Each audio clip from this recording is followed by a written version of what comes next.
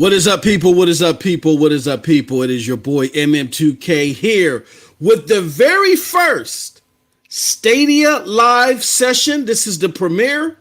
This show is all about you. I know I've made that promise before and we ain't lived up to it, but we're living up to it today. So, welcome, Stadia live session, the premiere. Find out what it's all about right now. Let's get into it. Stay sick cause I follow my gut. They say I was pushing my luck. No, I'ma push me a matte all black truck. Oh, I'm not sorry. What is up, people? What is up, people? What is up, people? It is your boy MM2K back again with a new show called Stadia Live Session. And the purpose of this show is to act as an open mic to the community. This is not going to be about me babbling and rambling and and all that stuff, right? Getting on my Stephen A. Smith, as a lot of people like to tell me, right? But what this show is about is it's about what's going on in the community, what's going on in the Stadia community primarily, what's going on with gaming. I'll share with you guys when I do this my thoughts on a couple of topics, and then we just gonna roll from there, man. Like I got a couple of topics I want to talk about. We definitely got a juicy one with this whole Paris Lily tweet, Paris Lily and Gamer Tag Radio. I definitely want to tackle that, and then there's another community notion that I want to talk about, but the rest of this show is supposed to be about y'all, right? And I see that we already got some people coming up in here. Chris, he says, have you seen the new ad? No, I have not, Chris. Can you do me a huge favor, good friend? Drop a link to that and I'll play it. You know what I'm saying? We'll play it here. I have not seen the new ad. Good morning, says the homie Squid. Next we go hard. He said, what is up, people? The homie Heath Stevens. Hi, what's up? What's up, Heath? How you doing, man? Look, do me a favor, guys. Everybody, share this out. Let people know that we're live. Let them know that they can come on. We're going to talk gaming. This is an open mic forum. And the purpose of this open mic forum is, again, it's not about me babbling on and on and on. It's about you guys. So as we go on through the show, most of the time, we're going to be highlighting your comments. I don't care what they are. Say whatever it is that you got to say. Let's get it off your chest. You guys know how I roll, man. You know how I roll. I do. Look, I am not faint of heart. Y'all can criticize the platform. As a matter of fact, hold on. I think this is it right here. Copy link to tweet. We might have to get into the ad right. We might have to get into the ad right now. Let me do something real quick. And I want you guys to hear this ad. So let me fix something real quick. We also got Froggy V in the house. He says, did you see that? Yeah. Hey man. Hey Froggy, you about to play it, man. Hey, look, you guys got me excited over this ad, man. This is crazy. This ad must seriously be bonkers, man. We got Chad Davis, Cyberpunk 2077 release date for Stadia. Hey Chad, you know, you my homie. And you know what you're doing, Chad. So you trying to expose MM2K's L to the world. No, I'm just joking, Chad. Hey, good to see you again, buddy. It's been a long time, man. Well, how you been? Johnny Bionic, good morning. I appreciate you. Roy Martinez, what is up, OG? Hey, I appreciate you, Roy. Good to see you. The homie Roger. What's going on, Roger? Good to see you, my good friend. Hey, Chad, let me tell you this. We spoke about this before. I don't think Cyberpunk 2077 is coming day and date. I'm explaining why. That's a great point. Matter of fact, let me add that to my notes. Chad try to take over. Y'all try to take over my show already, man. Cyberpunk, I'm explaining to y'all why. And I hate to tell you, I'll save that for a little bit later and get you guys to all chime in. You guys and gals to chime in on that. Okay, let me do this. I'm sure. Hold on. I want to remove this. Stop screen. I want to share the screen. I want to add audio. And then I want to, this is the screen that I'm going to share. We got it. Good. All right, so let's make this big. It's gorgeous. Okay, But let's do this. Okay, let's listen to it. Hey there. If you want to know what Stadia is, you found the right video. Simply put, Stadia is a gaming service by Google. It's the place where you can instantly play the best games on the things you already own, wherever there's an internet connection. It's sort of like streaming TV shows or music, but instead it's high-quality games, like Cyberpunk 2077, Immortals Phoenix Rising, or F1 2020. Stadia is totally free to try, and you won't have to buy any expensive hardware to play the latest and greatest games. So start playing today, which means you can save your money for more of the good stuff, like these. Stadia has games for everyone. Multiplayer, single players, couch co-ops, RPGs, shooters, racing, sports, strategy, puzzles, the list goes on. And that library is always growing. You can sign up right now on your phone or computer at stadia.com and start playing for free. If you want to build up a collection of great games, Stadia Pro is for you. And right now you can grab a free month trial of Stadia Pro, so you can start building your awesome collection today. After your free trial of Stadia Pro ends, you can choose to keep that Stadia Pro subscription for just $9.99 a month and continue to build your collection of games for as long as you're a Pro member. Or don't pay for Stadia Pro and just buy whatever great games you want to play. So what exactly can you play Stadia on? You're probably watching this video on something that can stream Stadia. That's right, those things you already own can deliver Stadia's high-quality gaming experience. Of course, you could always play on your TV too. Just use a Chromecast Ultra and a Stadia controller, and you're good to go. And if you own more than just one of those devices, you can instantly switch between them without missing a moment of glory. Now that's what you can play on, but what about what you can play with?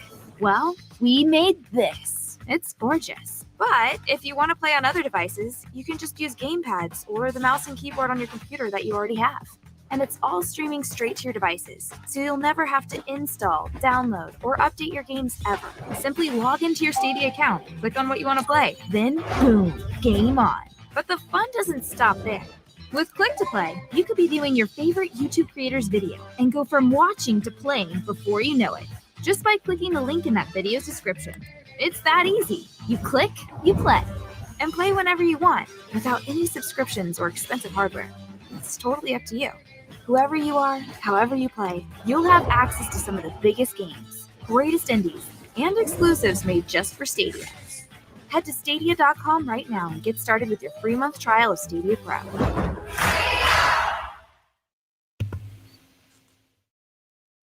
Wow.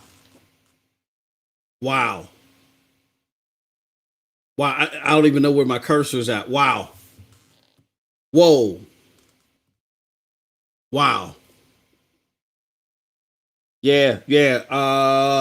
I'm speechless. Let me go to the chat. This should have been the first ad for Stadia. Matako X. Here are my thoughts on that.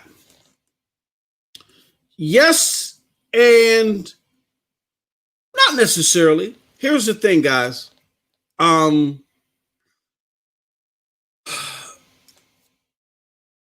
think we throw ourselves into a trap when we look at Stadia and we say, well, no. I agree with you that this should have been the ad opposed to that weird, creepy ad that they used to have back in the day. Just be clear and concise. But I just want to make sure that we're not stepping into the arena of, how can I say this? That they had to have this ad back then. If you're going to waste money, I don't want to say waste money. If you're going to spend money on an ad, definitely should be effective like this. But I just want to make sure that what's not behind that sentiment is, it was majorly important for them to compete with something like, to have an ad like this. It was important for them to have an ad like this to communicate to people on the periphery what the hell this was. But I'm just making sure that we're not saying this was important for them to compete, because then we're falling into the trap of expecting Stadia to compete with Xbox and PlayStation. No, this ad is fantastic and great because it explains to people what the hell this is for those that might be interested in its early phases. But what I don't want people to do, rather, is fall into the trap of, okay, now we're ready to compete with Microsoft. No. Let's take baby steps here. This was just a great ad for Stadia to explain what they're offering. Doesn't mean it's ready for the big stage just yet, but I do agree with those sentiments that if I had to choose, I'd rather pay $1 million and have this ad than to get $1 million and deal with that other weird stuff. I'll put it like that.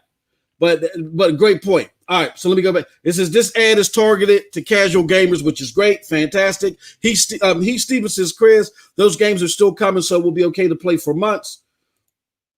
Exactly. This explanation of what Stadia is. Roger says the first Stadia ad was targeted to. Yes, Roger gets it.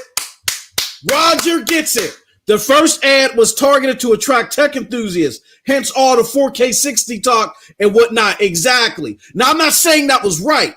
At the beginning, with Stadia, until they got its library up, you guys got to remember that Stadia's library was full of hardcore games that could showcase the tech. Roger gets it. Bravo. That it was targeted for the tech enthusiasts to showcase the tech. Now we got to remember that was supposed to continue to happen simultaneously with them, going harder for the casual. But what happened? COVID and mainly Ubisoft or Uplay Plus got pushed back. Uplay Plus was supposed to be in the beginning of 2020. Phil Harrison said, so I can't remember. I think it was Gamerant or somewhere. Phil Harrison said that Uplay Plus was supposed to come early 2020. And that got pushed back, I believe, and all information points to it getting pushed back because Ubisoft, remember, had those poor financials or those underperforming financials because of Ghost Recon Breakpoint. And they pushed back every initiative they were working on. They pushed back everything. So you couple that with COVID, Uplay Plus got pushed back. Doom got pushed back. Doom Eternal. Marvel's got pushed back till the end of the year. Cyberpunk got pushed back. So all of its hardcore offerings that was supposed to continue to satisfy the tech enthusiasts got pushed back. And so, but they continued on with their plan for the casuals. That show still went on because it's easier to port that stuff over than it was the hardcore stuff.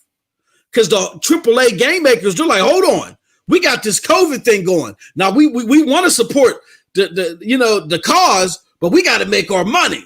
Sorry, Stadia, this is getting rolled back. Sorry, Stadia, that's getting rolled back. Sorry, Stadia. Sorry, Stadia. You know what I'm saying? They was all over the mixed boards on that one. Sorry, hashtag sorry. That's what said. All the AAA efforts got pushed back. And hence why, and then those ads just weren't effective, even for the tech enthusiasts. They just weren't effective anyway. I'm a tech enthusiast. I could not connect to that. But Roger is absolutely right. We got to remember. So for those that were like, oh, Stadia lost its way, is focused on the casual. That was always part of the plan, is for there to be a shift in the marketing, because as the library started to shift as far as the new comings, they shift the marketing and say, okay, now we got these type of games too now. Come on, casuals. You know what I'm saying? It just gave that appearance that it was focused on the casuals. But again, people got to remember, Stadia did not open its floodgates to the average developer until when? March of 2019. Even though porting games to Stadia doesn't take that long, when you throw the fact that it does take several months in a normal time period, and then throw COVID on top of that, like, come on, y'all. We can't have short-term memory on this. So again, that was what the original marketing was aimed for. They just did a poor job of doing it. And Roger's absolutely right. But it's not that they abandoned the tech enthusiasts. It's just the stuff for the tech enthusiasts, the AAA games that we want to, try to tech out with. That stuff had to get pushed back. But I love that. I love that. Squared. Perfect for the window shopper and can grab the attention of the new gamers too. Here go this sneaky bug. Oh, there you go. Ray Sherrod in the house.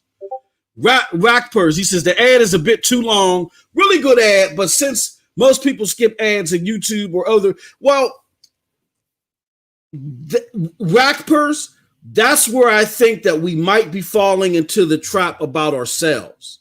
As so elegantly put, and your point is elegantly put as well, but so elegantly put by the people in the chat as well, is that this isn't for us. This is long. It feels long in the tooth because we already know what Stadia is about. But you got a bunch of people now, per their data, Stadia might be starting to get some attention now. And they're like, well, I'm seeing more of this Stadia. What is this thing?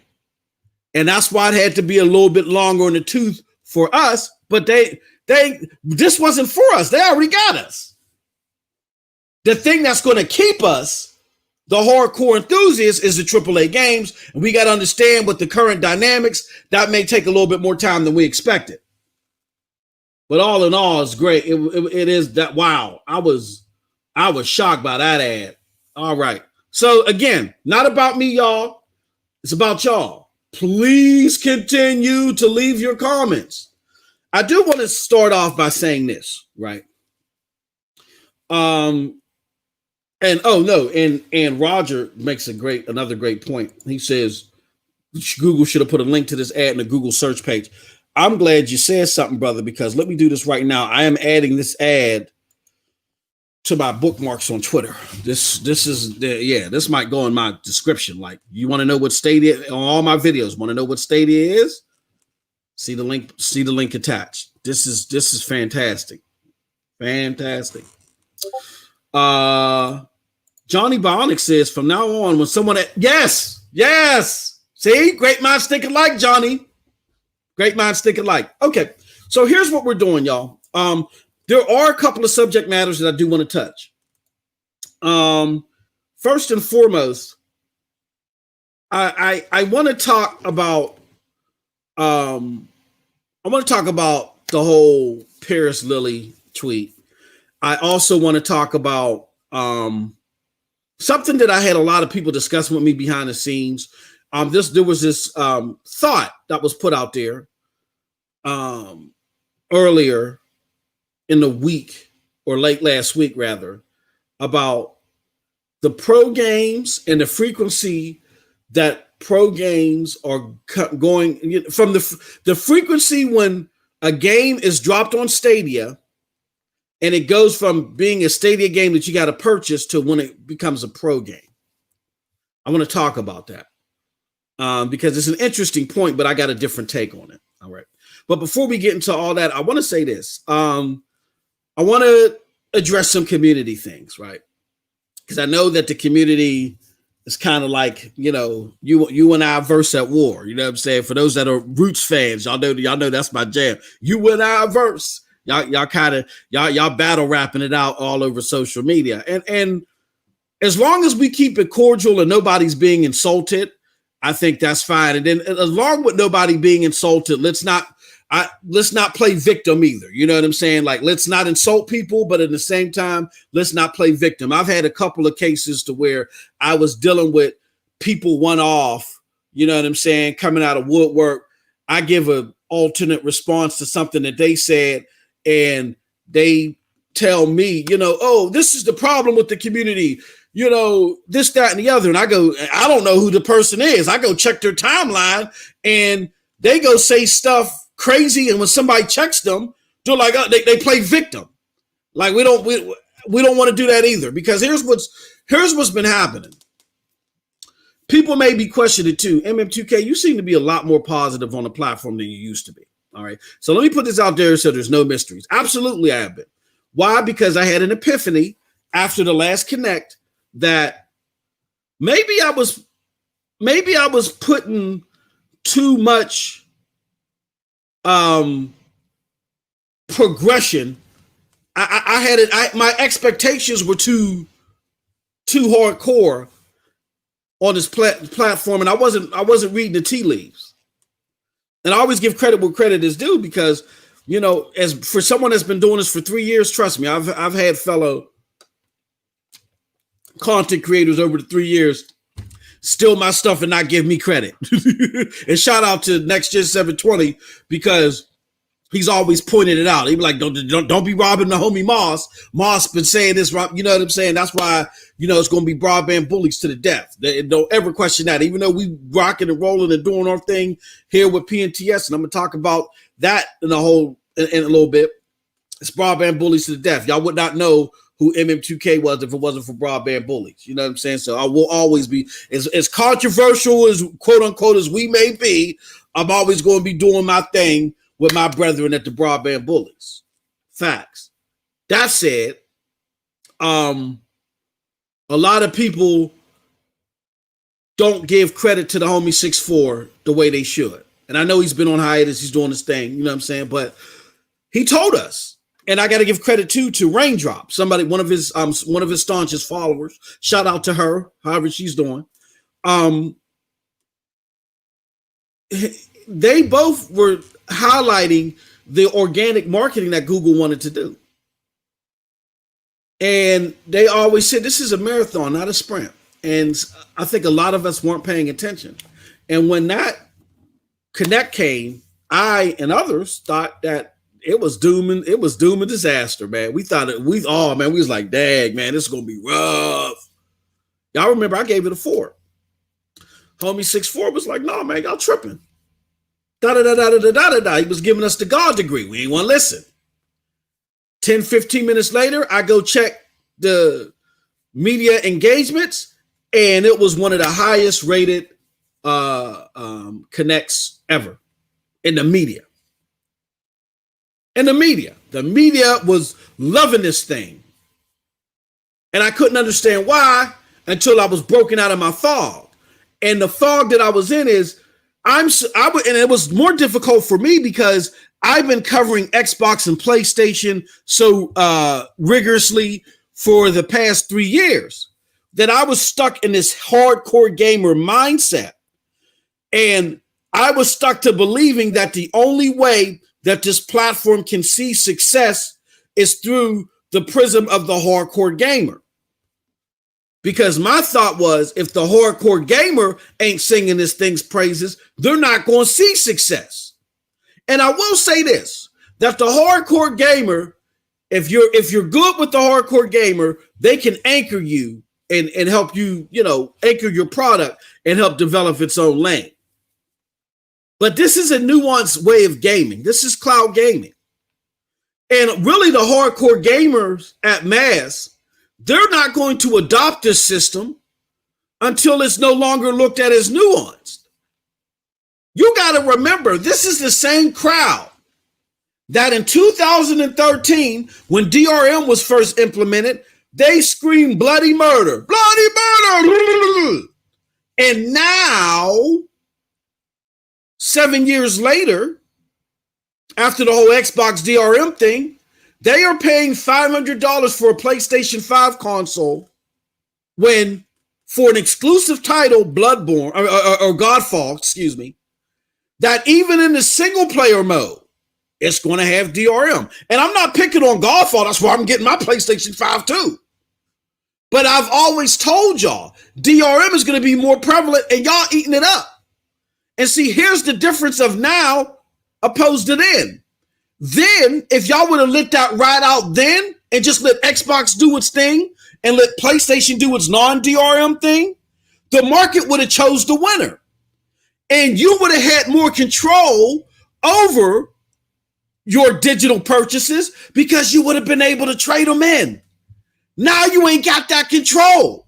See, what Xbox was cognizant of is that if we're going to implement this, we better put a lot of, meat and potatoes into work. Up to 9 people, I think it was. You could be on a family account, play a game at the same time. A whole bunch of craziness they threw in the pot. And because y'all were so rabid, because y'all thought digital downloads was too nuanced, y'all cut off your nose to spite your face because you have less control over it now. And then the price is going up. This is why I say that when it always comes to the latest tech, sometimes the hardcore ain't the greatest leg to stand on at the beginning. When you're trying to do something new and innovative, it's good to include elements of the hardcore, but to solely rely on them. Nah, a lot of us, when it comes to new tech, we're cavemen. We just want vamped up. If you leave the choice up to the hardcore community solely, too many of us just want improved instances of what we already got. We don't want to deal with anything drastically different. We don't have that risk appetite. And what Google's implementing is something that requires a risk appetite like never before in a long time, or either like never before or in a long time, rather, in order for it to succeed. So Google, to me, with everything that they want to do, they're doing the smart thing by, playing it slow. All right, look, we got this granular thing that we want to do at the end of the day.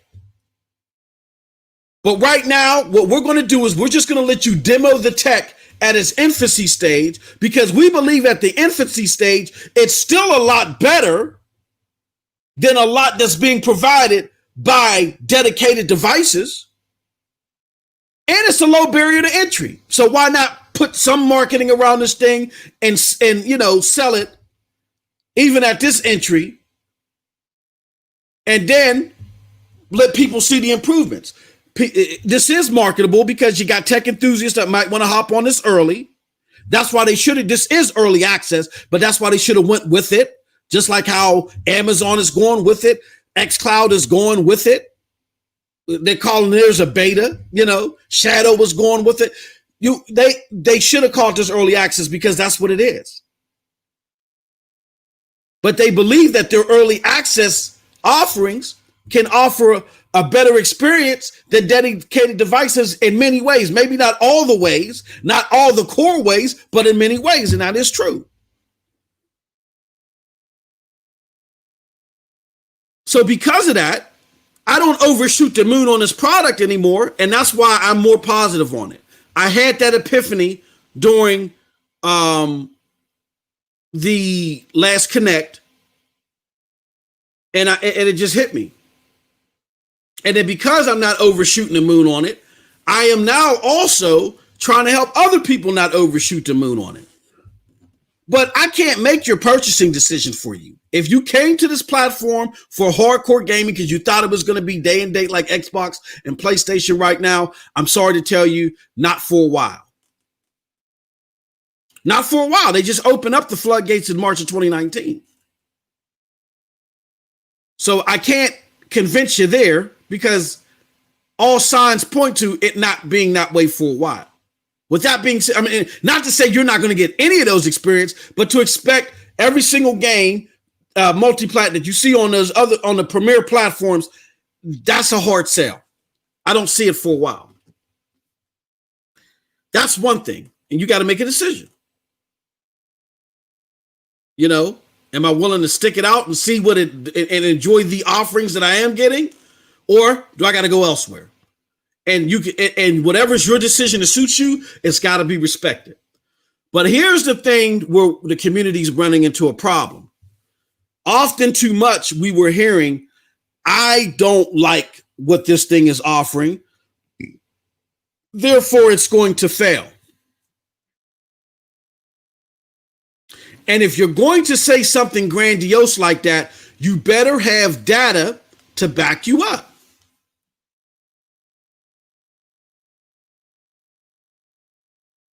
Now, I'm not saying that nobody had data. People had data. They were going back to other gaming scenarios and said, hey, this platform experienced this when they did that. That platform, and that's great. But never before has a platform so nuanced like this hit the scene and it's doing what this is doing. They're basically saying we got something that's on Richter scale 50 that we're trying to land as far as how we're trying to change the game in gaming. Right now it's a 15. Oh, no. Right now it's a 7 or an 8, which we feel is still marketable, but we're going to hit level 50. The highest you guys have ever seen is maybe 25. We're hitting level 50. We got a 7 or 8 right here, marketable. Right now, the premier platforms, 9, 10s, 11s, we still got something marketable, though, that tech enthusiasts and casuals will appreciate. So we're going to put it out there in the market. But we're going to hit level 50 somewhere. You've never had a platform come out with that wide a range of where it starts and where it plans to end. This is something totally different. So because it's something totally different, I believe that using a litmus of hardcore gamers, the 5%, and using practices that matter in a 5% world are not looking at this at a granular scale, ain't looking at it's missing vital points when you use those type of litmuses. For instance, Stadia has no hit exclusive. I had people come to me from the Xbox community all the time and say, hey, look, Stadia don't have its Halo. Even Xbox came out with Halo. And I'm here to tell you that if they continue on this course that they are, from the data that I've seen, they are looking to outperform in active users. They're looking to outperform what the OG Xbox did in the first year without that exclusive. Never has a console that I can think of outperformed successful counterparts or had any success without without some type of premier exclusive content. Now, Baldur's Gate might end up being that. Who knows? But even without Baldur's Gate, the way that it's tracking now, I'm here to let y'all know that if they continue on the pace that they're on now, before Baldur's Gate and after the free tier launch, they're looking to have more users that have been on the system than on the OG Xbox.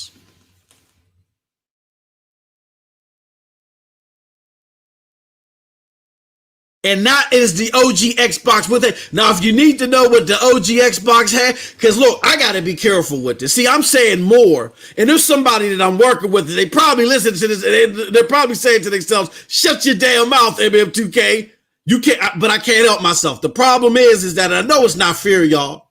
The problem is that I want to dot all my I's, cross all my T's, and there are multiple venues as far as this data is concerned that we are trying to get our hands around so we can solidify anything. Because I know what the questions are going to be. What about this? What about that? No, I think we're trying to close off any avenue of capping. We try to close off all the capping.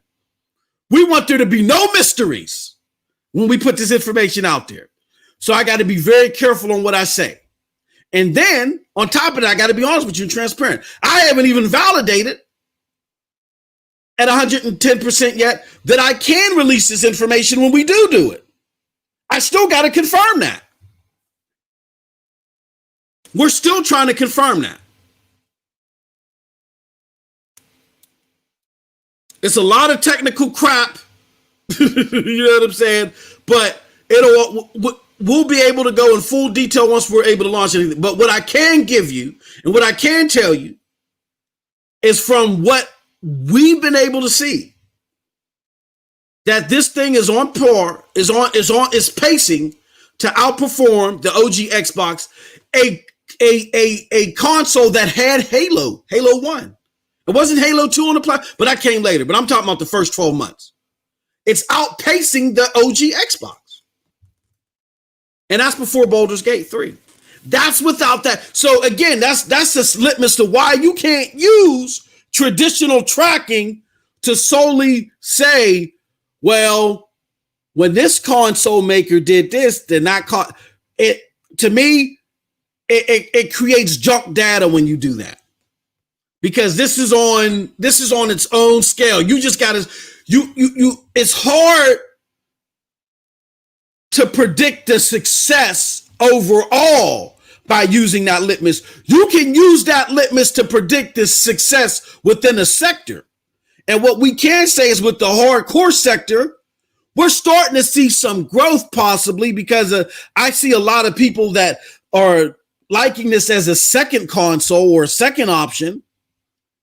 But yeah, for the hardcore gamer, the 5%, it ain't there yet. It's too nuanced. And to add, to underscore that, the hardcore gamer, or for cloud gaming altogether, which is completely nuanced to the community, is expected to be $8 billion in 2025. But the rest of gaming is going to be at $200 billion at 2025. So yeah, cloud gaming is going to start making cheese, but even 5 years from now, it's still going to be considered nuanced if those current projections are accurate. So again, the best way to determine its success is not to guess it. You can't guess this thing. You got to get access to the raw data. And when we can explain in full detail, we will. But that is why I'm saying, and I'm saying with confidence what I'm saying, partially because of the data, but more than that, even without the data, I can see the fig leaves, thanks to the brother 6'4". Everything that he said, like, it all started to click, like, boop, clack, clack, clack, clack, clack. And I was like, yo, 6'4" he was telling us this, he was telling us that. And we just didn't listen. And I don't have, look, I'm not a prideful person. I'm not at all. If I'm wrong, I'm wrong. When I do this stuff here, I do it because I want to share information that people may not have. Like how I talked about, Stadia's tracking and all that stuff. But my opinions are my own. You may agree with them, and that's why you listen to me. You may feel the way that I'm, chopping my math is entertaining, whatever the case may be. But I'm not here to convince anybody of anything. I'm just here to share stuff that you may not be aware of, so you can make the best purchasing decision for you. And after all that information is there, if you recite back to me everything that I've said that you weren't aware of before, and you say, but MM2K, at the end of the day, I just don't give a damn. I just don't give a damn. I still want to go with system. I'm still happy. I'm still happy. Because that's what this platform is about. It's about helping people decide if per their purchasing decisions and per what they want, if is Stadia for them. That's all. A lot of people think that I'm more positive now, or I'm doing this because I'm trying to get in good with Google. Look, let me explain something to you. The aforementioned broadband bullies, the people that put me here on the scene, y'all wouldn't even know me if it wasn't for them. Have you checked out our content? Check out our content and tell me if you think that Google's going to be knocking on my door anytime soon. I'm not saying though. Look, I'm going to keep it real with you because you know what I say. The motto is, I ain't too proud to ask. Hey, look, if somebody calls me up and says, hey, look, we like the following that you got when you do X show, or, we like it when you when you rocking it out with Storm or whatever. We would like to sit down and share some information with you. I could do a professional interview. I've done several of them over my tenure. Like I said, I've done several of them. You guys see me even sit down with local community members and do them. I've done them on my other podcasts with other people. I'm not saying I'm a turn. Oh, hell no, John Justice can't come here. No, I'm not saying that. But I'm not doing this for that to be the end result. This is all about you. Let me explain how. 20 years ago, I walked into an establishment and I asked for something that I knew existed. And because of their own ignorance, they told me it didn't exist. And they were trying to force another purchasing choice on me because they were ignorant. Instead of helping me out and trying to grow their knowledge base and potentially grow mine, they had an agenda. They were trying to get me out of the store so they could go and get their commission or whatever the case that may be. And I was fed up. I had dealt with that too much when it came to tech purchases and all that other stuff. I drove back to my house, found the defective part that I was looking for that I ordered online, came back, and I can't lie, people, I chucked it at them. Nearly knocked their face off. And I said, that's the part that I was looking for. The part that you said didn't exist. Now, my brother was living with me at the time. So he saw that I was like upset, called me, asked me where I was at, and came and got your boy. Because I was hot. And he knows how I get when I get hot.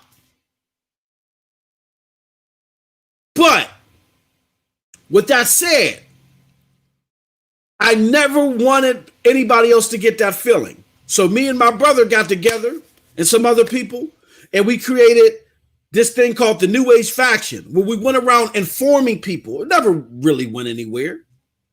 But that's always been my mantra when I started doing content creation on YouTube 3 years ago. Informing people.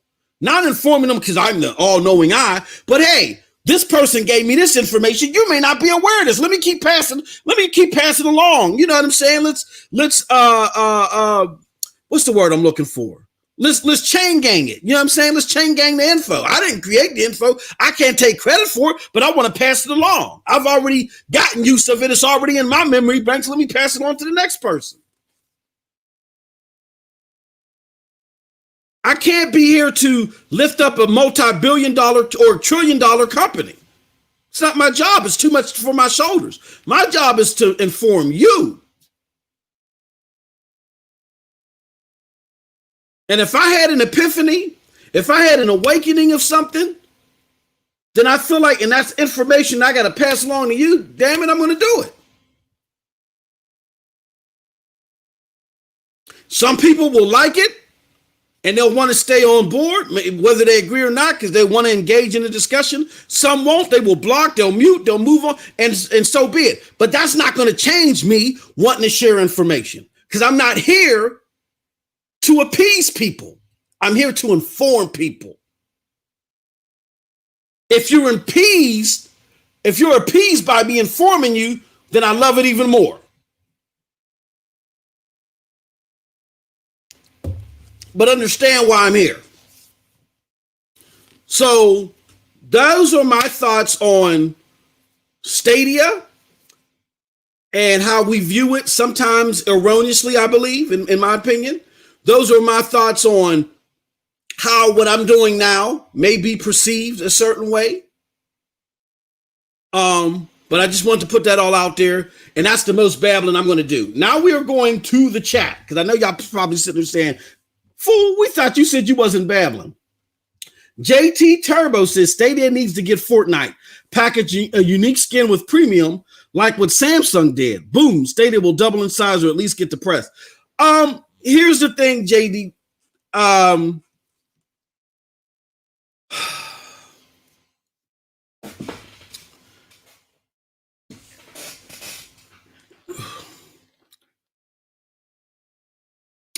I believe it will help. Here's what will help Stadia grow even faster with the hardcore and the casuals. It'll help it overall. It'll satisfy the hardcore and it'll stimulate the growth with the casuals. They need to get one of the big 5 battle royale games or free-to-play game, whatever it is, and they need to get it enacted with crossplay.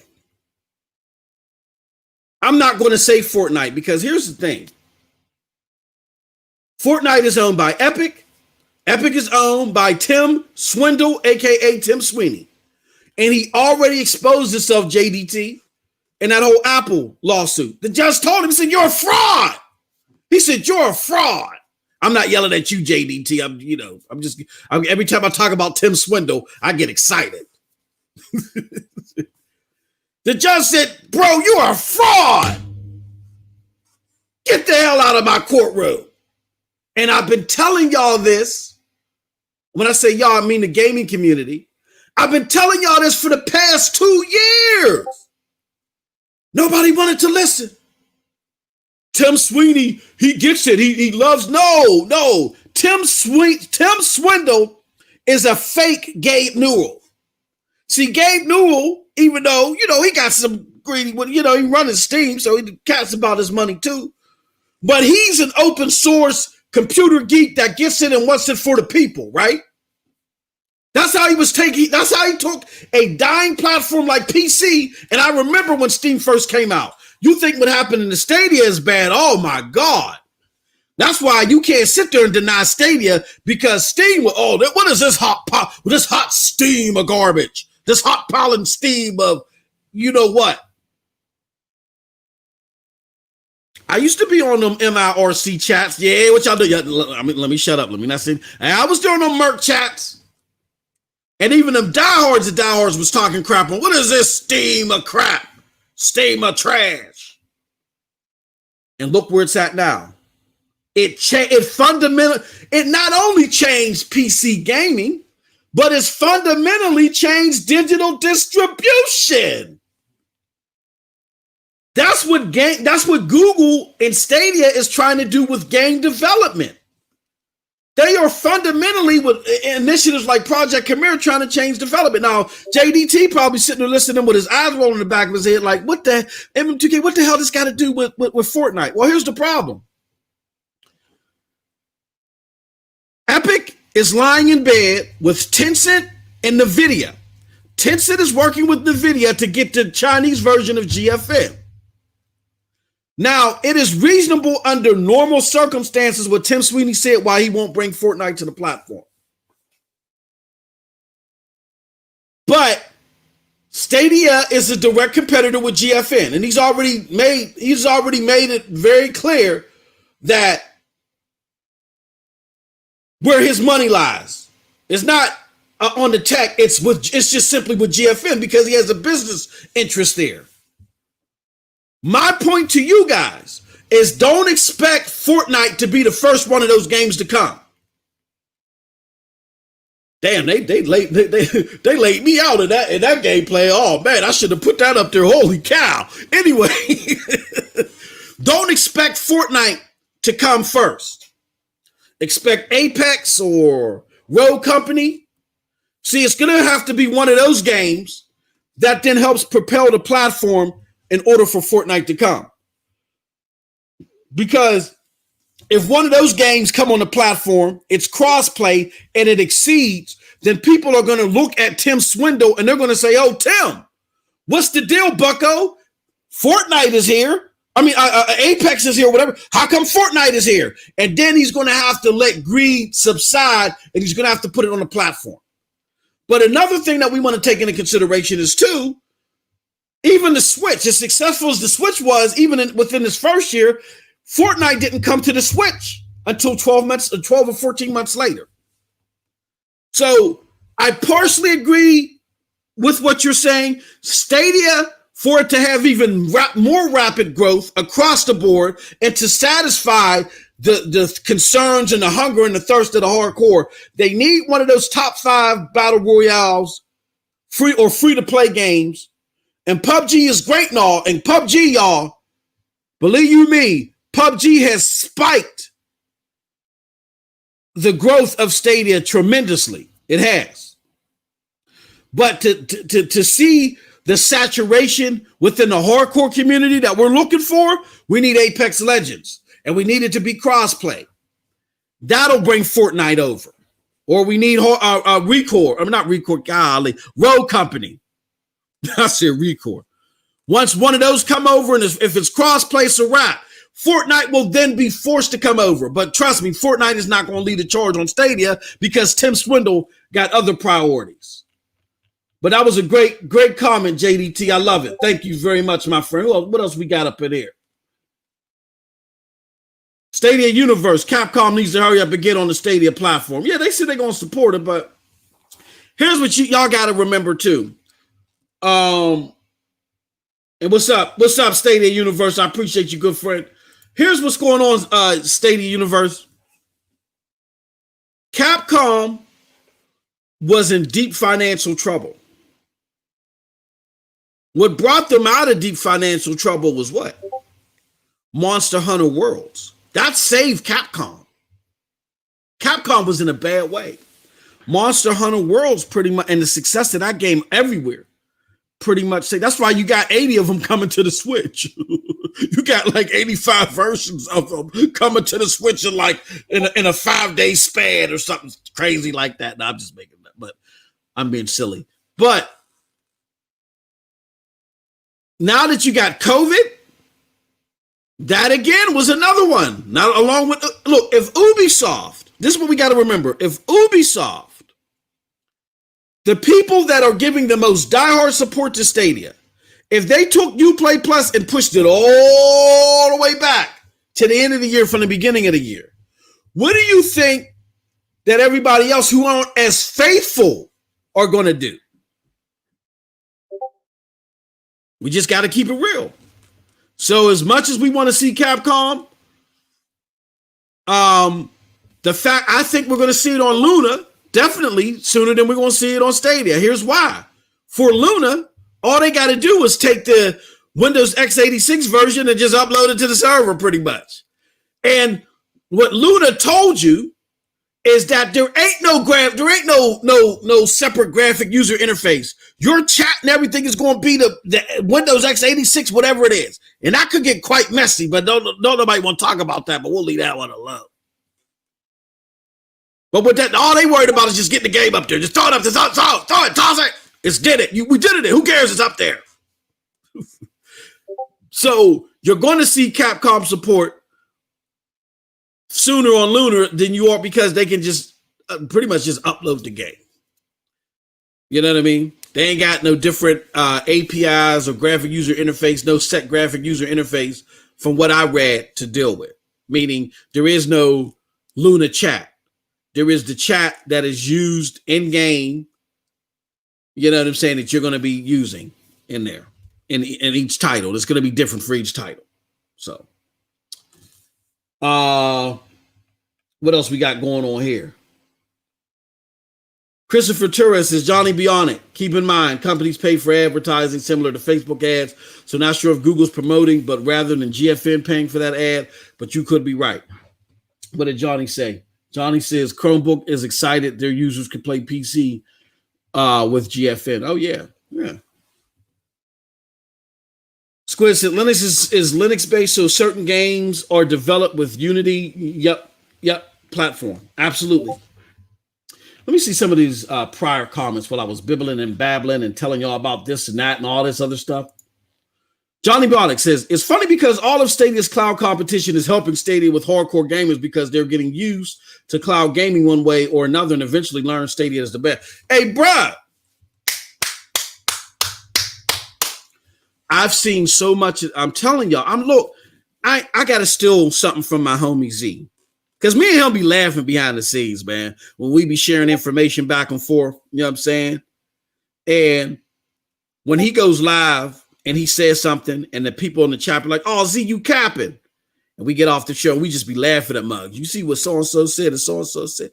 And we say to each other, people got to realize, man, I ain't got a cap for no video game. I ain't got a lie for no video games. I got a whole war that I'm dealing with out here in these streets.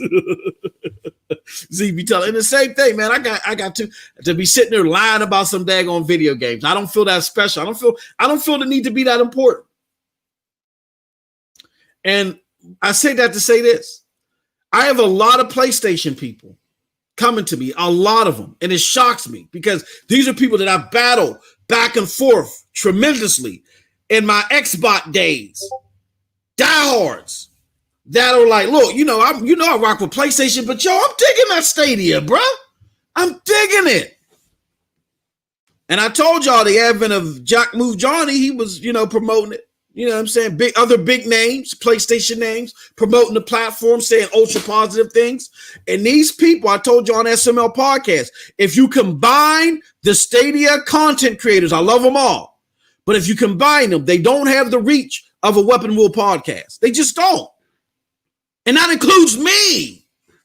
I'm talking about me in that equation. So when you have an entity like that speaking, or someone, I'm not saying the whole panel is, but when you got an entity like that, a diehard, someone that's so diehard that when they say something negative, publications are quoting them, quoting their tweets. Big time publications are quoting their tweets.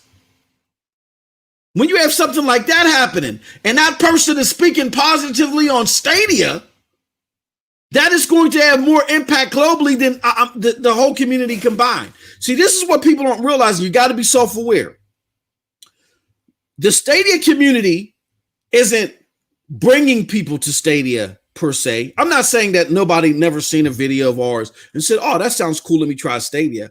That's not what's happening, y'all. We got to be self-aware. What's happening is as people get introduced to Stadia, and they discover how great it is for their user case, for their situation, they listen to all of the negative noise out there in the ethos, and they're like, look, I don't want to deal with that because I actually like this thing. I don't agree with what these people are saying out here in the ethos. Where can I go to hear positive Stadia news? And then they come to the community and discover us.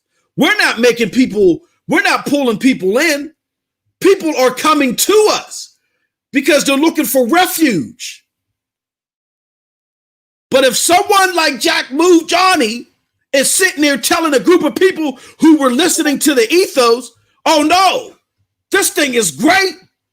He's bringing people to the platform because of his influence. See, something that somebody named Sick Humor and me and Eddie, shout out to Eddie Player One. Me and Eddie were on the podcast. Shout out to my homie King Thrash. Those of y'all that know who King Thrash is. King Thrash got a love-hate relationship with Digital Foundry. He on the attack again, man. Shout out to him. Do your thing, bro. Do your thing. With that being said, I was on the show, the Roundtable podcast with him and the homie Sick Humor. Shout out to Sick Humor, right? And Sick Humor said something to me that you know what I'm saying? I can't be mad at him.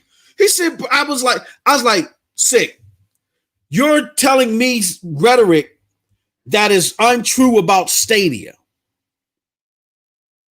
If you want the real Stadia information, go to stadiasource.com. I think Cloudy was out at the time. I said, no, Cloudy wasn't out at the time. Go to Stadia. I had 9 to 5 Google. He said, bro, he's like, time out, MM2K. Why do I have to go to something with Stadia in the name to get impartial Stadia news? Why can't I go to the mainstream? And even though I know the answer to that, it's about the perception that it wasn't about the accuracy, it's about the perception. He was showcasing me. Like, do you understand the perception that has? And I couldn't be mad at him.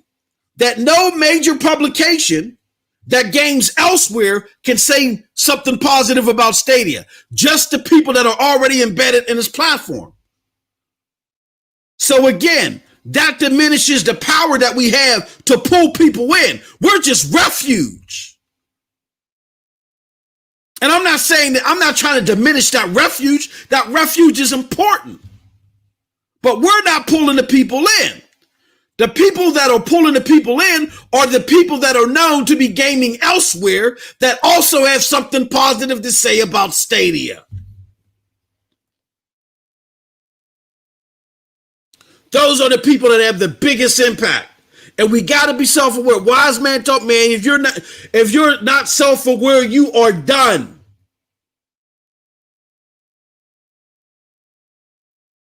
If you're not self-aware, you will self-implode. You better be self-aware. And that's me included. Stadia Dosage is not pulling new people in.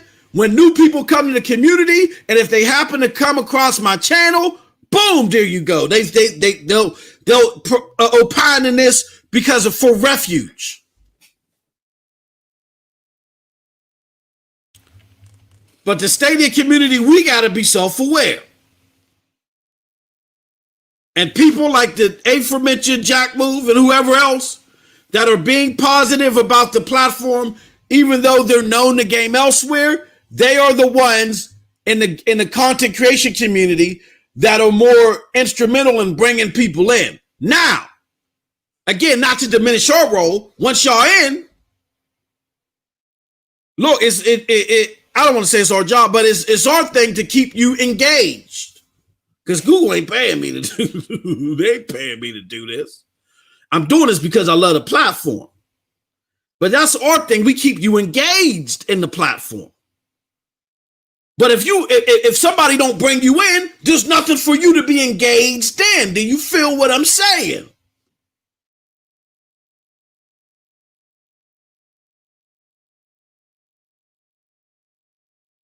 Shout out to the homie Stadia Talk. He said not feeling the best today, but oh man, hey Chase, man, get some rest, bro. Get some rest. I hope you feeling better. I hope it ain't nothing serious, man. I hope it ain't nothing serious. I know there is something going around because of this. Look, here we go.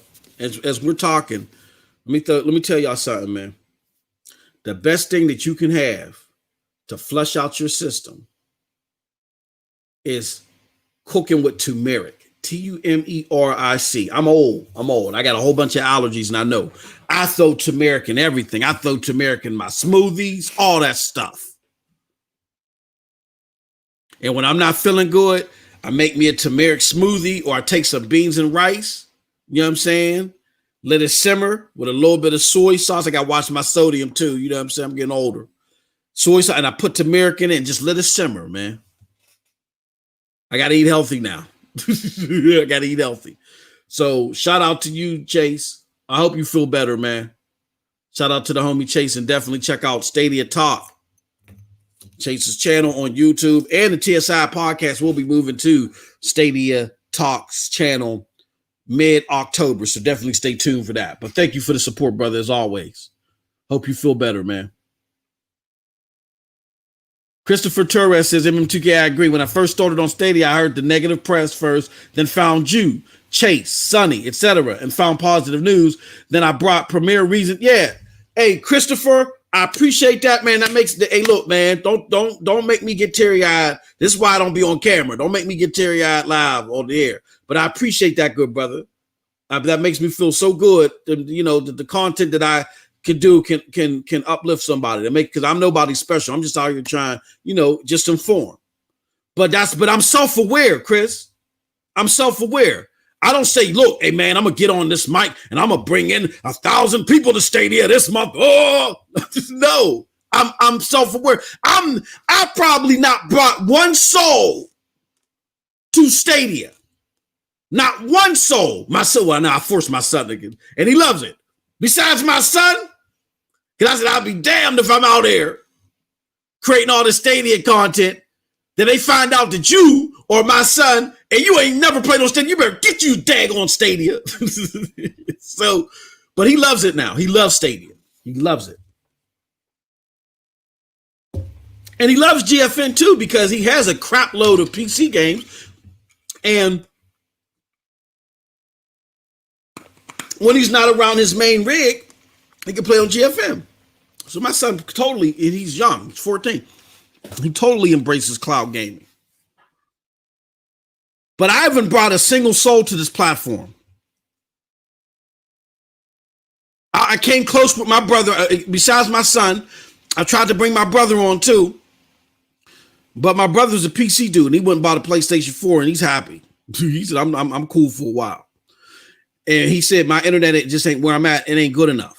But he was amazed when he came from out of town and he saw me playing Ghost Recon on Breakpoint on the Chromecast Ultra. He said, bro, where you play? He said, hold on, what's going on? Where's the box at? I said, bro, ain't no box. He said, where'd I play? He said, stop playing with me. I said, where'd I playing from? I said, look behind the TV. Look behind the TV, mug. He looked behind the TV. He said, what? This is playing from a Chromecast Ultra? I said, yes, sir. 60 frames per second. He was shocked. Gave you my joystick. I ain't get it back for the rest of the night until he went home. And I said, well, what's going on, bro? You gonna pick one up? He's like, no, man, I can't. He said, I can't. He said, my internet can't handle. He got a community. He lives in a condo and they share the internet. My brother is real frugal. You don't spend a dime if you ain't got to. And he ain't upgrading. So he cool with the internet that he got. And he's not upgrading. As long as he can play online with his PlayStation. I said, okay, all right, that's fine, man. That's whatever. And he's not real big on multiplayer games anyway. He like those crazy single player Fallout type experiences. That's where I get it from. I get it. Most of my influences from him and his gaming choices and his gaming taste. But that being said, yeah, I haven't brought I don't think I brought a single soul to this platform. But I'm enlightened for those that have felt refuge here. But the aforementioned podcast or other people they've brought plenty of people over, and I know because they tagged me, yo, and I'm like, how? And I was wondering. I said, where's all these PlayStation? All of a sudden, I would be. These mugs would probably kill me. They would kill me if I told you who they were. They would kill me.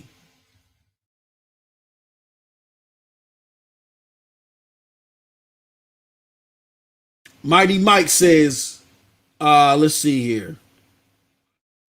I guess Mighty Mike had a comment up here.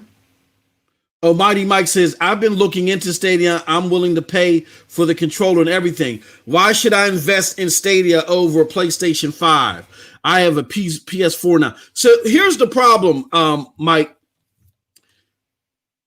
And again, it's a problem that was created by the media and in large part too by Stadia. Stadia at some point in time on all four cylinders is going to be able to compete with the PlayStation 5 and the Xbox Series X at all levels. But that moment isn't right now. What Stadia is here for is for people to play in large part games that they're familiar with, and also games that are coming new, like we had Marvel, Doom Eternal, drop day and date, NBA 2K, and newer games. And those day and date games are growing by the day. Exclusive content, Baldur's Gate, you know what I'm saying? Orcs Must Die, Serious Sam, whatever the case may be, with new tech that is ultra convenient. And you ain't got to worry about downloads. Like they want you to pay $250 for extra storage. You ain't got to worry about that with Stadia. They sitting there talking about 8-second load time. That's even cutting a quarter with Stadia. And Stadia right now is the $0 console. I know Storm don't like when I say that, but I say that it's the $0 console because in order for you to get access to it, you ain't got to pay a dime. You can use the controller that you already got, the internet you already got, the Chrome browser that you already got. If you got a Chromecast Ultra and the TV you already got, you can use all that right now. But no, I'm lying. In order for you to play on the Chromecast, you got to have the Stadia controller. I'm sorry, X-nay that part. You can play it though, except on the TV with what you already got. 99% of my play is on the browser. Like this play right that you're looking at right here, even though this stream can only emit 720p, you should see a 1080p 60. Matter of fact, if I could, no, I can't find the link right now. If I could find it, go to twitch.tv/MightyMost2000 and go look at all my division gameplay. That's all from a browser. It's going to drop your mouth. Your jaw's going to hit the ground. It's all from a browser. Now, if you want to play on a TV, simply go to Best Buy and order a Stadia Premier Edition for only $99. That gives you the controller and the Chromecast Ultra that allows you to play on any TV. So that's what it is. But as far as answering your question, why should I get this over my PlayStation 5? It depends. Why are you getting a PlayStation? See, that's a loaded question. I got to know why you're getting a PlayStation 5. If you're getting a PlayStation 5 because you want to play all the latest and greatest games with the power of the 9.3 or the 10.7 teraflop, whatever it is, if getting access to the latest and greatest games is your thing and you just want to play them prettier, Stadia might not be for you at this moment. And that's okay. And Stadia is going to be fine with that too. Because this is the beginning phase. And let me show you something. I got to remind people of this all the time because they forget this. From the homie Jack Buser. He says, when asked about long-term goals of Stadia and why people would switch, he says the same device that you are using, certainly, and he's talking about dedicated devices. And so when he says this first part, he's talking about dedicated devices. The same device that you're using certainly has better and more rich game experiences. That will take time to play out because gamers will have to realize, oh my gosh, Stadia has improved so much from years ago. So he's talking about in the future, years ago. I can't believe I'm still using the same screen, but that's the third piece there. So they're conceding that, hey, even though we feel this is marketable, it's marketable to a niche group. It's marketable to tech enthusiasts, and it's marketable to those that are casuals but feel like that they had a big barrier into getting into games. It's a niche group, but it's a group that's large enough from our research that can sustain us while we're continuing to grow the platform. Now, as we continue to grow the platform, and I like to call this, I consider, this might be gross, but I consider Stadia to be like kind of like a locust. And if you've done research on locusts, you know that locusts operate in two stages. They operate in a solitary stage where the scale that the locust is moving around in is limited.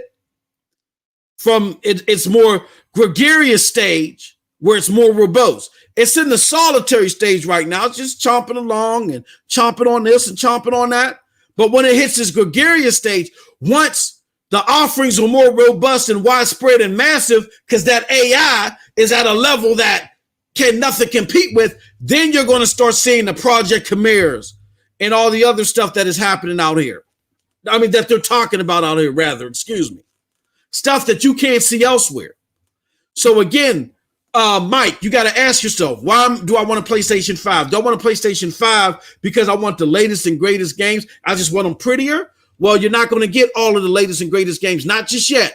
I would say give it another 6 more months or so, and then you're going to start seeing more and more of those games dropping day and day. But if you want a way to game that is so convenient and so cost efficient, it's going to blow your mind. Meaning, if you want to be able to play your favorite games, the top games, no load times, no downloads, hop from the tablet to the phone to the TV, you can hop between those three devices in a matter of 5 seconds. If you want convenience and performance, 60 frames per second mode, pretty much for every game on the platform, where PlayStation, where I can't tell you where it can buck with the PlayStation 5 and the Xbox Series X. They want you to pay $500 to play their older games at 1080p 60 for the most part. Some 4K 60, mainly 4K 30, a more stable 4K 30. You can get those exact same specs on Stadia right now without dropping that $500. Paying $0 up front and just paying for the price of the console. I mean, paying for the price of the game. Or if you want to play it on the TV, drop it $100 for the premiere case. Save yourself $400. It depends on what your vice is. But every gamer is not the same. So that's why I said it's a great question, Mike, but that's why I said it was loaded. Because it depends on what your vices are. My vices were that I wanted to play the games that I love at ultimate performance. And I love Ubisoft games. And the support that Ubisoft gives the platform is bar none. My favorite games are already on the platform. I'm good to go.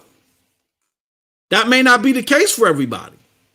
Then my favorite service is coming to the platform, Uplay Plus. And I feel that's going to be right around the corner. So you can't beat that. Great question, though. All right. Oh, we got our buddy Anmore. Anmore says, let's talk PlayStation 5 and Xbox with a real action. Hey, Amanor. Come on, brother. Are you a bot? I wonder can you understand that question? Are you a bot? Yeah, I think you're a bot. I think someone put in like 1,000 taglines into a spreadsheet and ran some type of macro, and you just randomly hit my page with comments that you regurgitate elsewhere. He says, have you seen how fast it's, bro, Anumar, the PlayStation 5 load times that you are excited about, none of them touch Stadia, period. They're great. Don't get me wrong. They're great. I pre-ordered my PlayStation 5 too. They're great, but they just don't touch Stadia. He says 4K at 60 frames per second. No. We've already seen the backwards. Well, we haven't seen the backwards compatibility program for PlayStation all like that, but we've seen it for Xbox. And the overwhelming majority, watch Digital Foundry's video, the overwhelming majority that are coming for your $500 at launch are 1080p 60. They're a flat 1080p 60. So what they're basically doing is just adding performance modes to a lot of these games. And all of them aren't even supported with this enhancement at the beginning. I think like 400, which is cool. But that's the same performance that you're getting on Stadia now. You have some 4K 60. You have some 4K 60 on Stadia. The ones that are 4K is 30. And you got that on Stadia. Most of them. Play some more Division. Let's do that. Right?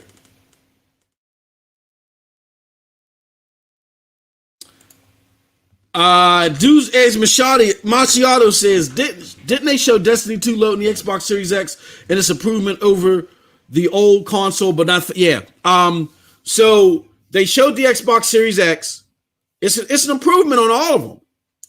But even with those improvements on those $500 machines, it's not faster than Stadia at $0 or $100 max. That's amazing. And there's the Gen 2.0 is coming. Now, when the Gen 2.0 comes, Mike and others that are looking that want to make comparisons to PlayStation 5 and Xbox, then let's talk about that. But right now, it's all about the current lineup of games that you got.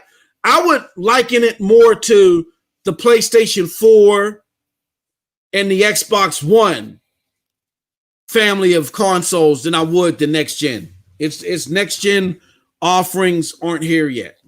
But again, the majority of next gen gaming is not going to be done by the casual gamers or the majority of gamers in the offset. It's only going to be done by the 5%. The other 95% ain't going to start converting over until year 2, year 3. So if you fit into that 95%, there's a platform here for you to try, and it doesn't cost anything for you up front to try and start playing games right now. You can start playing games right now.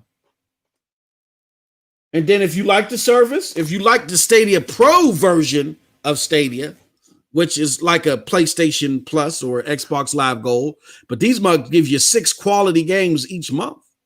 4 to 6 quality games each month. And you like that, and you like having the access to the 4K capabilities, then that's $10 a month. And to me, it's more than worth it. Rick Tone says, at this point, it's about preference. Comparing the platforms reveal none or blowing out the other. You have to admit, Stadia is a great value no matter what you think of next gen. Absolutely. Michael Gaming Live says, a question for you is, would you pay $300 every 6 to 7 to have the PlayStation library of games, including COD and everything? I don't know if I understand the question. It says, would you pay $300 every 6 to 7 years, I'm assuming, to have the PlayStation library of games, including COD and everything. Well, here's the thing. I don't want to go by my personal test case because I don't play Call of Duty. I don't play it. I love Ubisoft games. I love games like Borderlands. I love games like Baldur's Gate 3. Like I said, like literally all the games that are coming to the platform are the games that I'd be wanting to play regardless of what it was on.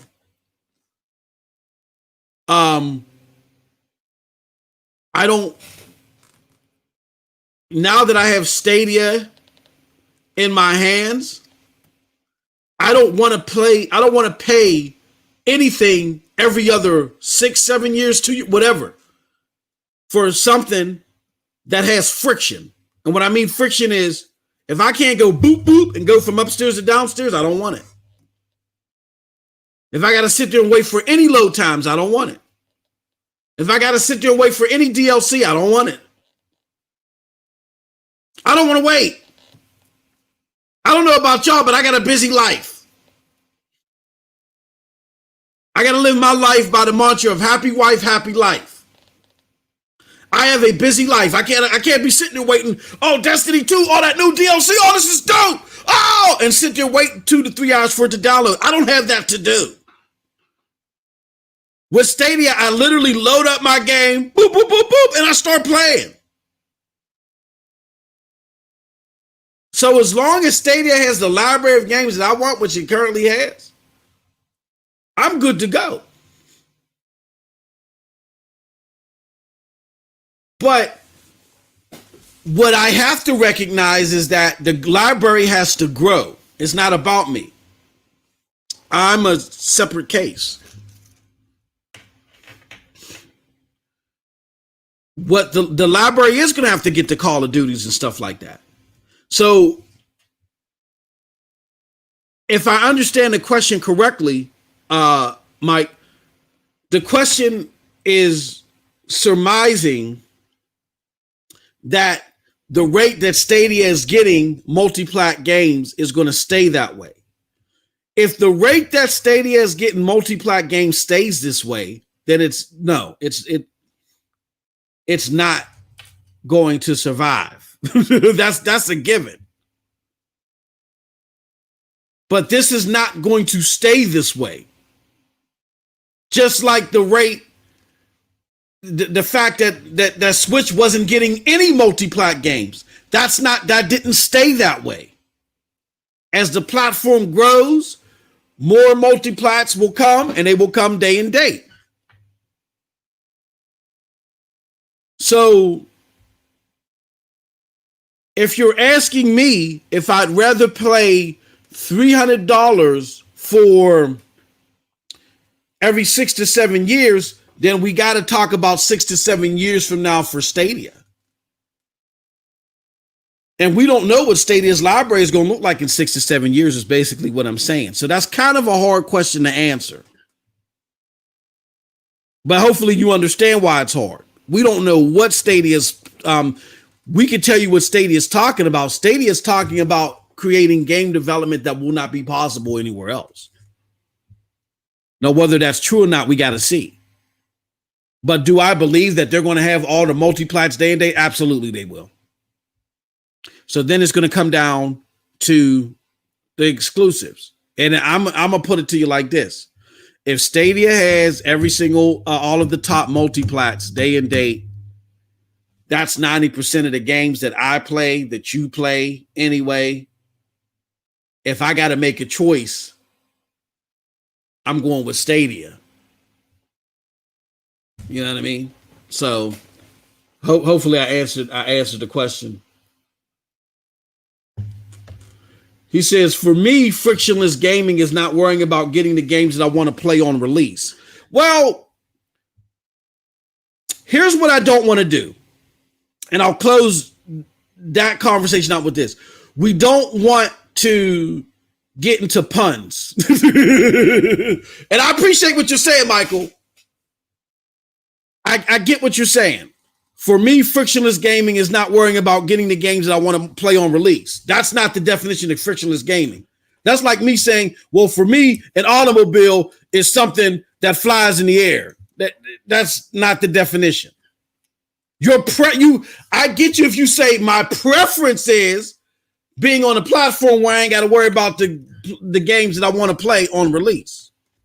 And that's fine. And that's why at the beginning, Stadia may not be for you.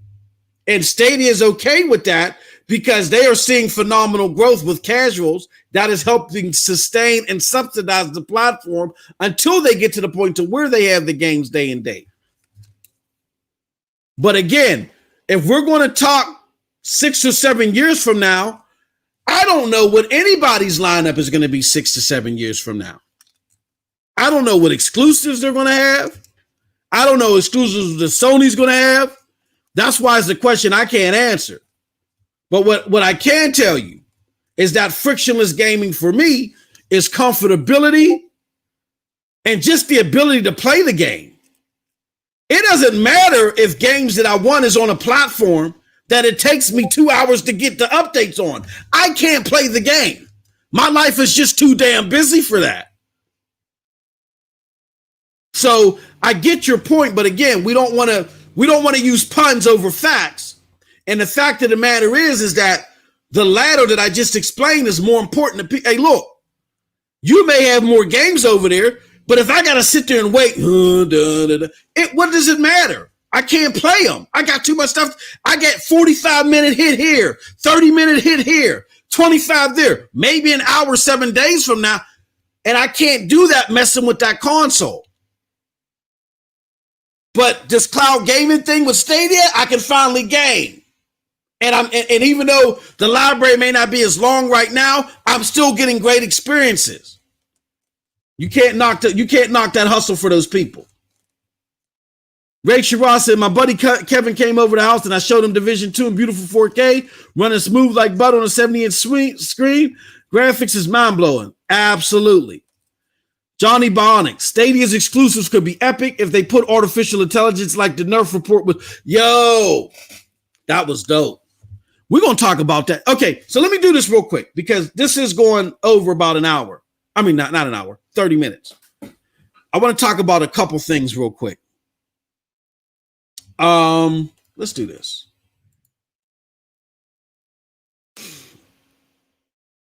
We'll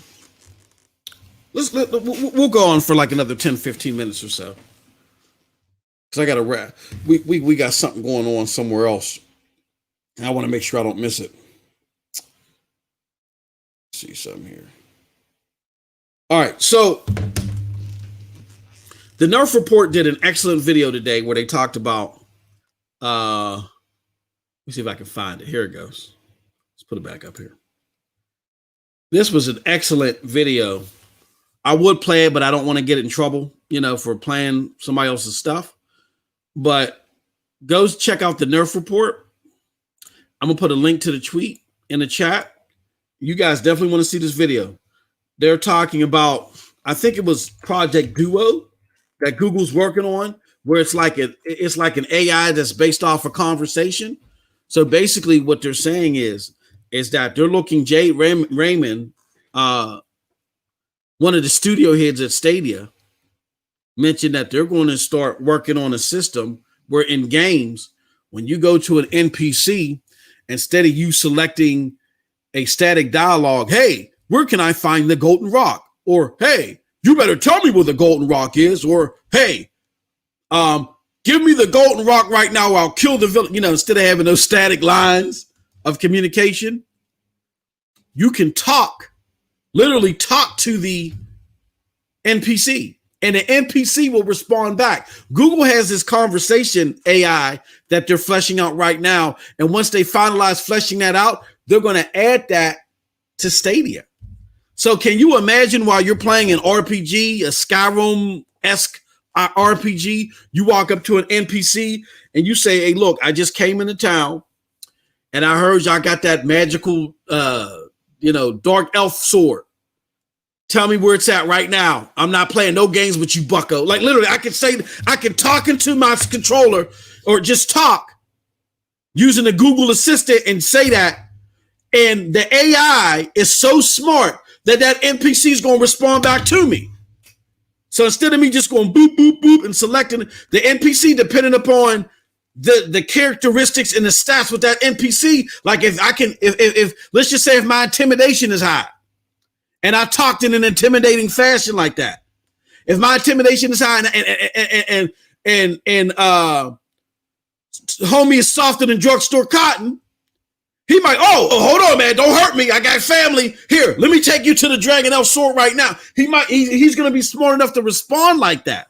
Or if my intimidation ain't high, he might shove me, man, who is you talking to? And slice me up. Whatever the case may be, that you can have normal conversations with these NPCs. I missed that. And a shout out to Bryant for picking that out. That's dope. And if you take that and the aspects of Projekt Chimera, where Stadia is basically developing a tool set where small teams of 4, 5, 6, 7 can create these massively multiplayer online worlds. And how they do that is they go to the AI again. They type in aspects of the game. I want the game is going to be this set in the future or this, that, half human, half android, da-da-da-da-da-da. And then they plop in pictures or art design examples of terrain, enemies, all this other, you know what I'm saying? After doing all that, Projekt Chimera builds the game for you, not just the world, the entire game, the action, the land, all that. And then from there, of course, you don't want to just go and market that. The development team goes in behind that and they tweak that. They tweak the storyline. They tweak this and tweak all that. Tweak the engagement, tweak the landscape. That's a lot more fathomable for a five-man team to do without having to outsource to 3,000 people. You have now created a scenario where a 5-man team can make this ultimate badass RPG. The prospects of that are phenomenal. And that's the type of stuff that Google is trying to do with Stadia that is not going to be able to be done elsewhere until they do it first. Period.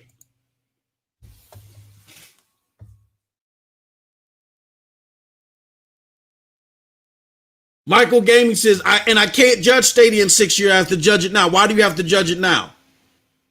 So you're trying to tell me that if 6 years from now, Stadia has all of the exclusives that people want to play, that if they have all of the multiplats that people adore, that what you're going to say, Michael, is, you know what? I'm not picking that up. I'm not, even though it's free, it's just the cost of the game. I can't pick it up. Because in a conversation I had with MM2K 6 years ago, he couldn't guarantee me what I'm seeing in front of my face right now. No, puppy, I don't believe that one. But but shout out to Michael, man. Shout out to Michael for trying. I appreciate that one, good brother. No, that's not gonna fly. You're gonna play what's hot right then and there. It don't matter about a conversation that you had 6 years ago. There were plenty of people that had conversations in 2000. Man, I'm not picking up an Xbox. And when the 360 came out, they were all over it. Period. Oh, goodness. Billy Symbia on Facebook says, I'm pretty sure when Stadia gets to the point of utilizing some of these Google technologies, like the Owls and the Google's quantum tech, Google gaming will never be the same again. Absolutely. Wholeheartedly agree. The homie, big up to the homie, Consigno. Did you all see that Aaron Hoffman John is on leave till December? I hope her R&D group is still soldiering on. I hope everything is okay. You probably can't play the Nerf Report video. Yeah, exactly. I can't play it. I can't play it. I would love to see it. And Onamore said, then I'll get it in 6 years. Absolutely. How does that hurt Google? That's what they want. They told you. Look, bro, come on, man. Do I got to do this again? They told you. The same device you are using and certainly has better and more rich game experiences. They're conceding that right now. That will take time to play out because gamers will have to realize, oh my gosh, after you come back years later, Stadia has improved so much from years ago. I can't believe I'm still using the same screen, but that's the third piece there. What you're just saying, Anumar, is their marketing pitch. If you want to try out the tech right now, this is not us spreading our wings on the scene. We're building our AI right now. But while we're building our AI, we believe that we got something that we can market because it is at a level right now that can give you better experiences at certain levels than dedicated gaming or dedicated device gaming. So we're going to market it to those that would be interested in it. For those of you that aren't, continue on. It'll be ready for you soon. But for those of you that can appreciate what it has to offer now, come on aboard. When it's ready for the rest of y'all, oh, trust me, we're going to let you know. And Animar, you just made their case. You should apply for Google, man. They pay a lot of money, brother. They pay a lot of money. You don't want to miss up on that cash, man. You probably already paid right now anyway, being that you're a bot. No, I'm just joking. Bibbity Bop, the new Stadia ad is amazing. Stadia's turned it up. Yeah.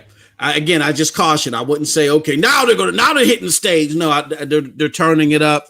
They're seeing growth. They're ramping some things up. But again, I don't think this is the pivot to the premier platform, not just yet. And a big reason why I say that, y'all, is because the Chromecast, the new Chromecast, the functionality of Stadia is not coming till the latest first half of 2021. To me, that tells you that Gen 2, the true competitor to next gen. See, Gen 1 is still a competitor to the majority, to this current gen. Those are going to be the majority of games systems out there for the next few years.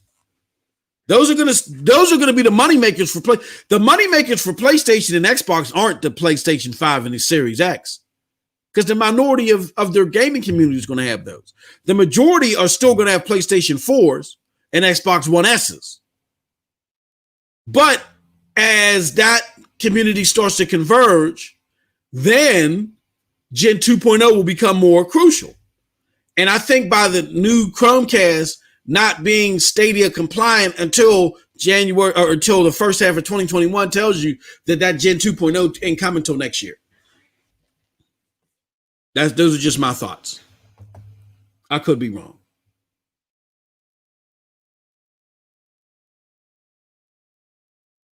Says MM2K cavemen were afraid of fire when they first saw it. Absolutely. Exactly.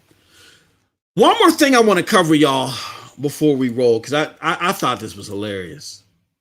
Uh-oh. Did I lose it? I think I lost it. Uh-oh, I may have lost it. Uh-oh. I may have lost it.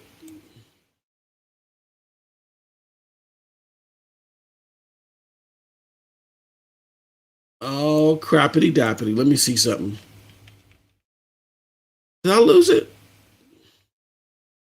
Here, let me. How did I lose that? I got so excited and wanted to see Bryant's tweet that I think I lost. Okay, here we go. I know I had it. So our good friend Paris Lilly, aka Paris Silly of Gamertag Radio, says that PlayStation should partner. Listen to this, y'all. PlayStation should partner with Google, retire Stadia / PlayStation Now, and use the tech to create a cloud streaming service as part of the PlayStation Plus for PlayStation 5. Current Stadia subs can convert purchase titles into a digital download on the PlayStation Store. This allows Google to gracefully exit from Stadia experiment and bolsters PlayStation for the future with cloud gaming. This is so laughable at so many parts that if I could give anybody any advice, never get high while you're on Twitter. Never get high while you're on Twitter. Just don't do it. Because if you get too high on Twitter or you get too sauced, you put crazy jargon out here like this. That's absurd. Number one, PlayStation already signed a cloud agreement with Azure. It's over. It's done with. That's done. They've already made their decision. They weren't going to go with Google. They're going to go with Azure. Number two, to suggest that you could just simply give somebody that is already adopted into Stadia a PlayStation version that they can download goes against everything Stadia is about. Stadia is about frictionless gaming. I don't want a daddy device version of my game if I'm gaming on Stadia. The fact that I'm making the choice to be on Stadia means that I'm making some sacrifices already of as far as the number of volume of games that I get, right? But I'm doing that for the convenience. That's up my alley. If I wanted said game on PlayStation, I would have bought it on PlayStation. So you're telling me you're assuming that I'm going to be happy with a lesser version of what I got, of what I've already had. And yes, I said lesser because when you take the same game and put it on a dedicated device, opposed to the version that's on Stadia, you're getting less convenience, and all likelihood, you're getting less performance. So, with that said, that's why that's ridiculous. Secondly, that's assuming that PlayStation community even cares about cloud gaming right now. Again, you got to be self-aware. The PlayStation community are happy. They are ahead. They are ahead by a mile. If you go to Google Trends, PlayStation is still curb stomping Xbox handedly. They're both going to sell out at launch. Don't get me wrong. They're both going to sell out at launch because the hardcore is going to flock to these systems and they're going to gobble them up. Gobble, gobble, gobble, gobble. But the PlayStation community at mass, they're happy. They're happy with the offerings of PlayStation Plus. They're happy with PlayStation Now. Now that PlayStation Now has dropped to $10, it has grown substantially. They don't give a damn about Parasilly and what he wants singly from gaming. They could give a damn less. So you're wanting to fuse a whole bunch of stuff together that the general consumer don't care about right now. And I've said this before and I'm going to say it again. Kudos to Game Pass for being the most successful subscription model. And I can say kudos to Stadia for right now as far as being, as far as gaming platforms are concerned, or cloud gaming platforms are concerned, for being the most successful cloud platform with a sustainable model. The reason why I say that is because I do believe that, because GFN does track higher, that I do believe that there may have been in totality more people that have signed up and tried GFN that have tried Stadia. But the problem with GFN is that many analysts that follow GFN have said it, its main business model, the free tier, is not sustainable. They're still trying to figure it out as far as business model is concerned. While they're trying to figure it out, Stadia got a business model that is attracting casuals, a mass, and it's attracting gamers that primarily have another platform, but say, oh, you know what? I'm interested in trying the Stadia thing out. So with that said, if all those elements like what they got opposed to what's offered across the street here that you're trying to mix together like some gumbo, why the hell would you say something like this? This is idiotic. And I said, man, this is the dumbest crap I've heard to date, including Yang Ye's babble. Stadia is not about competing on the big stage. Head of Games said this before launch. It's about building the AI, letting gamers experience the tech, and watch the effing DICE 2020 video before bloviating. I urge everybody to go to DICE 2020, go to 2.5 hour mark, and watch from there. And you'll understand why Stadia is doing, Google's doing what it's doing with Stadia. But I want you guys' thoughts on this. That's what I wanted to talk about today. Give me your thoughts. Gandar6590 says basic internet connectivity is only going to get better and faster for more and more people on the planet. It's a one-way road. Probably in 50 years' time, super fast internet will be available everywhere.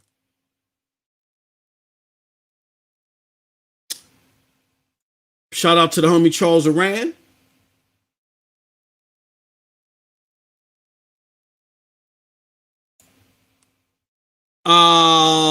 Johnny Bonnick says long Google is way richer than Sony and Nintendo. So is Microsoft and Amazon richer than Sony.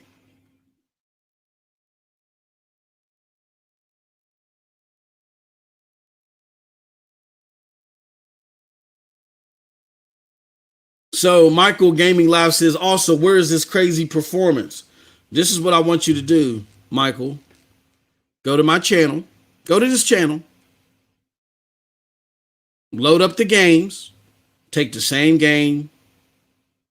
Load it up on your console that is available right now. That's all you got to do. I'm playing the Division 2 on here right now. You can't see it because it's at 720p 30. But what you do is you can go here or go to my Twitch channel. Go to look for Project Storm 2. Storm, if you're still listening, drop your link in the chat.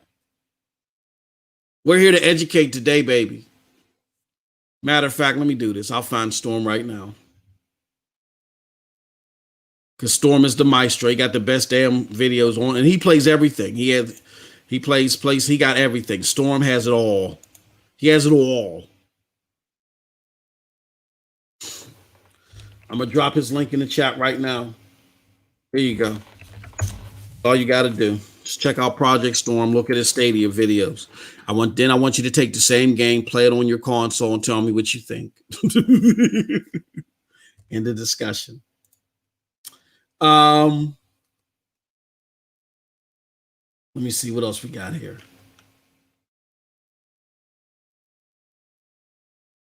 Dues X says, if you think about it, other than PlayStation 4 releasing new exclusives, there hasn't really been much. Everything has been waiting until holiday, and Stadia is already on track for those. Let me see what else we got here.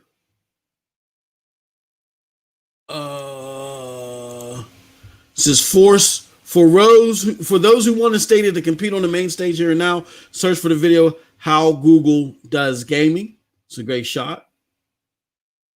Let's see here. The new Stadia ad is amazing. Yep.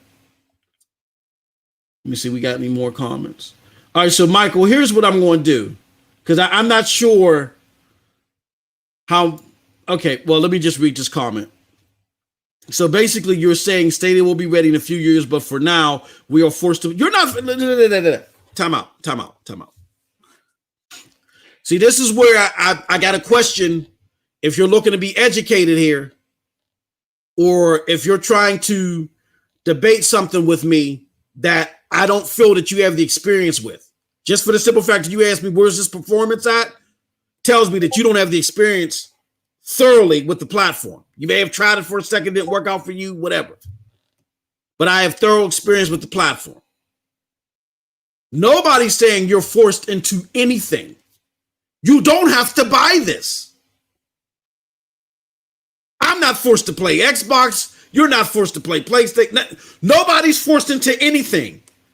You look at what the platform has to offer. That's like me saying I'm forced to deal with downloads. Nobody's forcing me to deal with downloads with PlayStation or Xbox. If I don't want to deal with downloads, then I don't buy an Xbox or PlayStation. And say hope Stadia and I got and then or hope that PlayStation becomes more seamless? No. Nobody. All of these platformers are telling you, marketing to you what they tell you they're going to do down the road. Like Xbox. We're hoping we're going to double our frame rates. PlayStation. We're hoping we're going to do this, that, and the other. You don't know until we're hoping that the SSD is going to do this, that, and the other. You don't know because you haven't seen it. You have faith in a product because of your previous experience. That's what you decide to put your money into. You're not forced into anything. I'm not forced to deal with downloads and friction. You're not forced to deal with the limited volume that's on the platform right now. All we're saying is you look at the platform, you look at the performance, you look at the titles. If it's for you, great. If it's not, come back later. That's what Jack Buser said. But I'm not debating something that I have thorough experience with somebody who doesn't. But I appreciate your comments. Thank you very much. Thank you for your support. Charles Arand says, Cloud Gaming Extreme is another good source for comparison videos. Shout out to Cloud Gaming Extreme. The Guinness says PlayStation 5 only has 1 terabyte SSD and games are getting bigger all the time. You cannot install many games to that SSD. Whoa, and Dosage gives us a great reminder. Tomorrow, you can buy Baldur's Gate 3 and compare it to console. Hold on, let me blow my nose on that one. That was good, Does.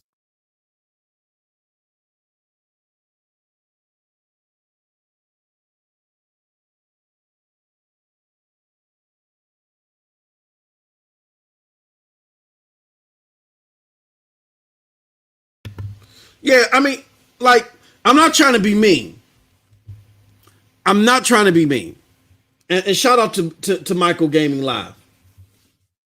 But again, I'm not one of those gamers that you have to tell me something. I play what I want to play. And there's no excuse for anybody not to try Stadia. Right now, you get 23 games when you sign up for a free month of Stadia Pro. If that's asking you for too much, come back when the system has the games, day and date that you want. End of discussion. If you're telling me this is a tech enthusiast minded platform, we are nuanced gamers where we want innovative experiences. I don't want more of the same old. Whether you slap a new COD4 or COD5, it's the same trash. We want new innovative experiences, and we're willing to rock out with those that is working to give us those new innovative experiences, or at the very least can take the experiences that we're used to now and give it to us in a way that we haven't gotten them before. And simply put, those same old games that you play on console, they perform better on Stadia than on the current consoles. And if you want a taste of that, go to stadia.com, use the Google account that you're using to ask me questions, and instead of asking me questions, just play the system. You get 30 free days. Play the 23 games. They include PUBG, Zombie Army 4. Those are two of my recommendations. Destiny 2.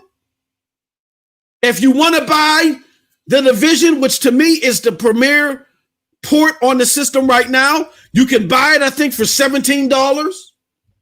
If that's too much for your blood, try the 23 free games. If you don't like the 23 free games, fine. Then you got your answer. We continue on here. If that's too rich for your blood to go and try it for free, fine. We continue on here. But what I'm not able to do, and I don't mean this to be smart, to me, it's just a waste of time. I am not going to talk to you and try to convince you with words and characters over an interactive experience. You have to interact with it. Do you understand why that makes sense?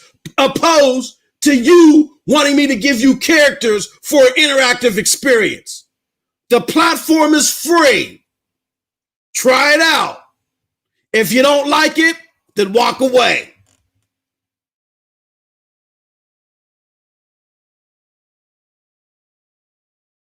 Okay. Those type of consumers, the talk show consumer will never be satisfied. We don't do talk show consumerism here. We talk about the experiences that we know of and that we know of in breadth. And if you don't know of the experience in breadth, then you need to go experience it, then come back.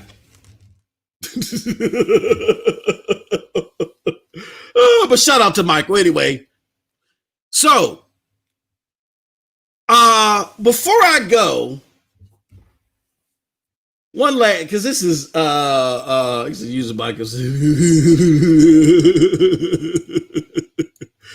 Before we go, there's this notion out here that, and a lot of people ask me about it behind the scenes, and they said, hold on. Because Michael was feeding my inner urge to put people on blast. I know I was loud, but I spoke very clearly. I said, go to stadia.com from your computer, the same computer that you tippity tap, or your same phone where you tippity tap, tap. Go to stadia.com, sign up from the Google account where you're tippity tap. They have touch controls and all that stuff, but I'm pretty sure you got a controller around you. If you don't have it around you now, when you get around one, connect it to your phone, connect it to your laptop, and you can play games right from the browser. You've been here since the beginning of the show. Tippity tap. Stop it. This is not talk show consumerism. I love you, Michael. No, but I paid for it. Huh? I don't know what Broly's talking about. Okay. I have no idea. I don't know, Michael. Just try it. If it's for you, great. If it's not for you, then you got to move on, man. You got to move on. I don't know what else to tell you, good brother. You got to move on. But again, like I said, I can't participate in the talk show consumerism because to me it's silly to do talk show consumerism over an interactive product. Anywho, let's get on to our final point, then we'll move on. And we got something special for our PNTS Patreon followers. If you're a Patreon follower, here's what you're going to want to do. If I can find the damn thing. Here's what you're going to want to do.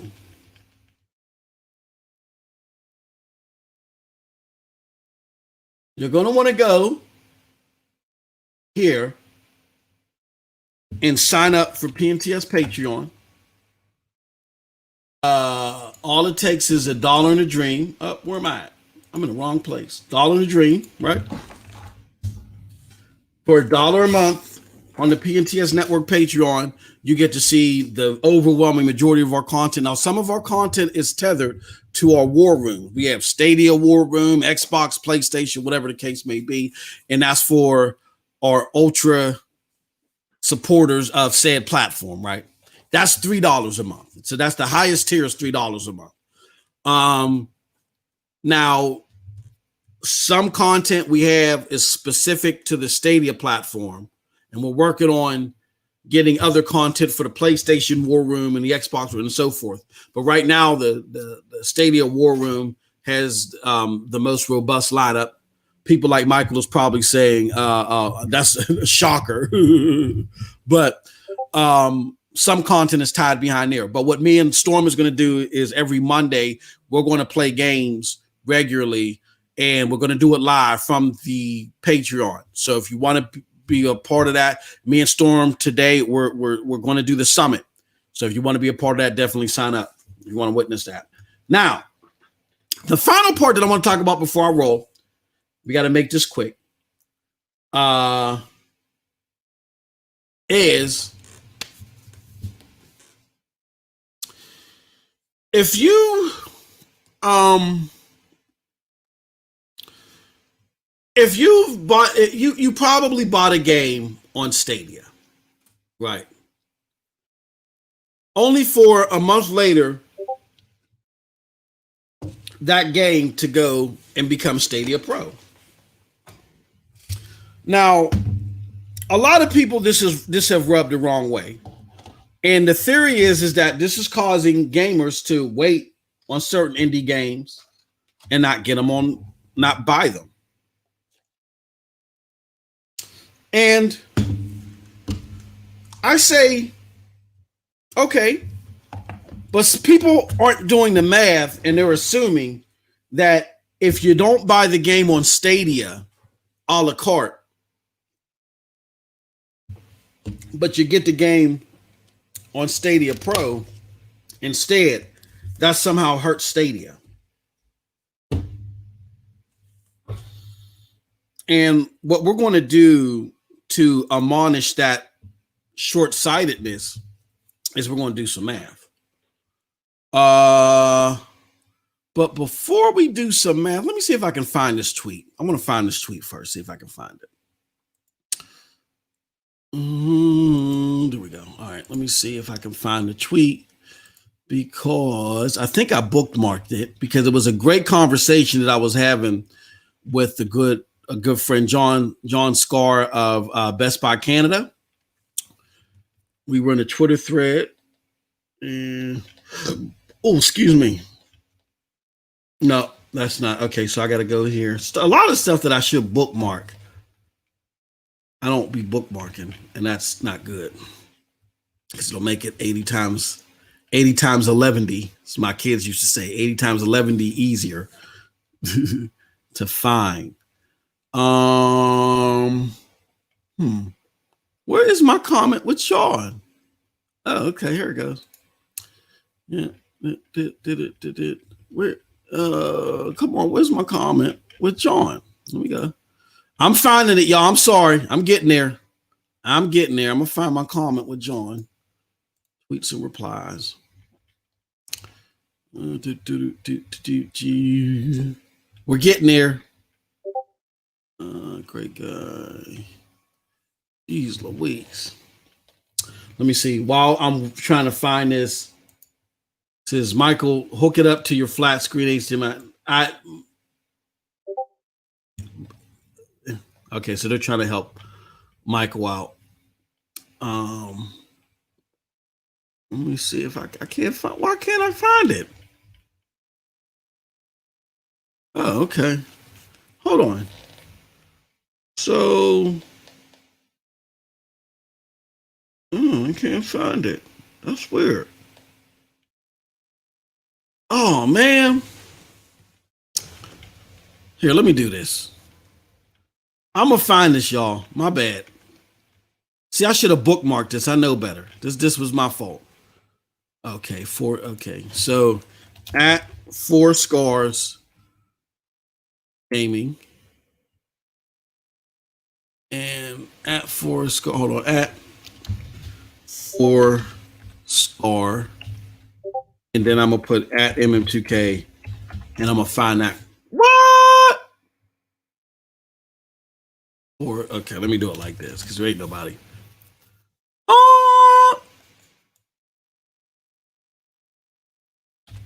Come on. What? Oh, crap. That is crazy. John Scar at MM2K. Oh, come on. All right, let's try it like this. it was a hell of a conversation. That's why I'm stuck on this. I gotta find this.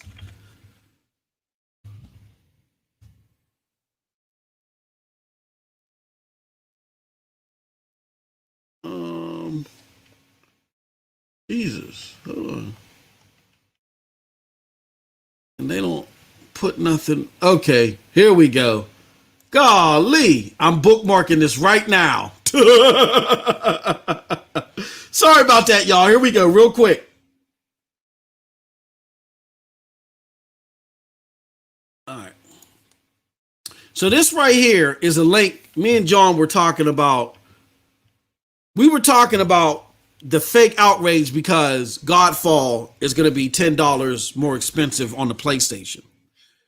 And what people are failing to realize is that PC counterparts are usually cheaper because there's not that royalty fee that you have to pay because nobody owns the PC platform. That's why I say when people make comparisons of PC to console gaming, it's foolishness. Like, we got to stop this.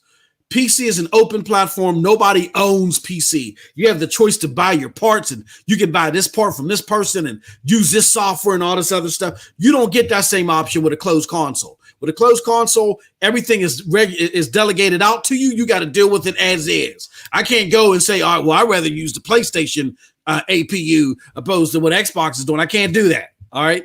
So what John was pointing out is that is fake outrage that people are upset that it's $10 more expensive on PC or less expensive on PC. That you ain't got to pay that royalty fee, and you got to pay that royalty fee on all consoles, all of them. So the PC counterpart that is being regulated by Epic, of course, is going to be cheaper. Now, it's not that way on Xbox because Xbox a lot of times owns they own the Windows version and they own the Xbox version. But nonetheless, it's fake outrage. And because of that, I pointed this out. This is the chart that shows you the autonomy of a video game. Now, this is going to change with games going up to $70. But LA Times had released a story showing you the margins and stuff like that for video games. The retailer margin, meaning the retailer normally gets $15 out of every $60. $7 is for return. So as it's the cost of dealing with the portion of the game, the physical copy that has to be returned once the inventory hasn't been sold. Distribution, sending it to the jobber, the wholesaler, all that stuff, that's usually $4. The platform royalty that we're talking about is around $7. And then the publisher, at the end of all that, the publisher gets $27 and the publisher allocates whatever they're going to allocate to the developer, depending upon their deal, right? So, knowing that, most of the games that fit under that category for Stadia are $30 indie games, right? They're $30 indie games. So that's half the price is $60. So let's do this math. So half the price is $60 is $30. So now when you're dealing with a digital distribution store, it's different. So you see this retailer margin here? That's the portion along with the royalty that goes to Stadia, right?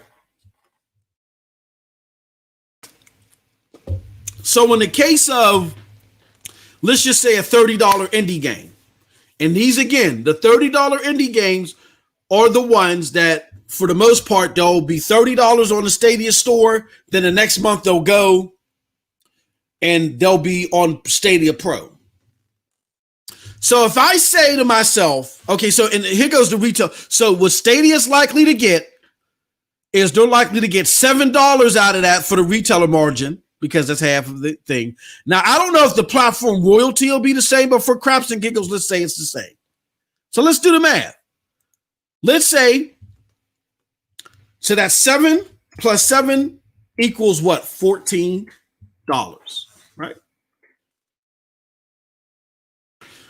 So let's just say if I like the Stadia platform, but I've noticed that instead of that when these games, these indie games that I like the platform for, if I notice I'm noticing that these games are going pro. So I say, you know what? I'm not going to buy pro. I'm not going to buy the game outright. Yes, Stadia then misses out on that $14 that they are making from said game. But that is a one-time fee that they're getting for the one single purchase.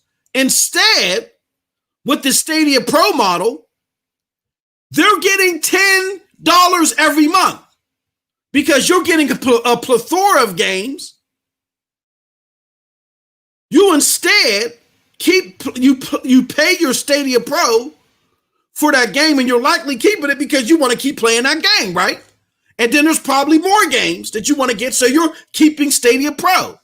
So in that same year, instead of you just paying that $14 one time for said game, you're paying $10 a month, 12 times.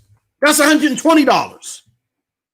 So at the end of the day, is it hurting Stadia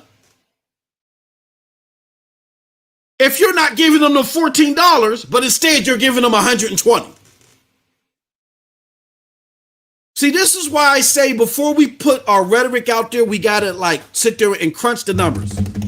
Just tippity, like how the homie Michael was going tippity tap here. We gotta go tippity tap here. In the okay, he was sending me a link. We gotta go tippity tap here. Eddie was sending me a link to something.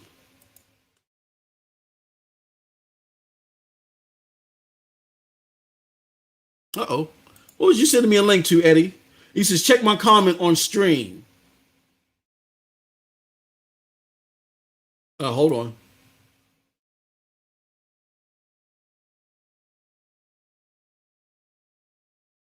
I don't see your comment, Eddie. But yeah, Stadia is getting $120 because people are saying, you know what? If this game is coming to the platform a month later, I might as well wait for it to go to pro. That's what Stadia wants you to do. And to supplement that being okay for the developer and the publisher, because people are probably saying, well, what about the dev? What about the dev? Stadia is paying these people up front for it going to pro. So here's what they're doing. They're saying, look, put your game out there for 30 days, full retail. You keep that money. We'll bank ours. Then we're going to give you another sum for letting us put it on pro. I think that's a model that works out for everybody. For the people that got to have it day one, they get access to get it day one. And for the people that are willing to wait, they're getting a phenomenal deal because they're getting it on pro. But Stadia is getting compensated because they're collecting your $10 every month because you're waiting for these games to come to pro. The developer and the publisher is getting paid because Stadia gave them a lump sum of money. And Stadia's getting, and then you're making out because you're just saying, I'm going to pay $10 every month for this plethora. Everybody's winning. This is what I'm not understanding. Everybody's winning. So I'm all for robust discussions and stuff like that, but let's have the smarter ones. Let's have the smart ones, okay? Oh, okay. Thank you, Eddie. I appreciate it. He said he found the link. I just want us to have the smart ones. That's all.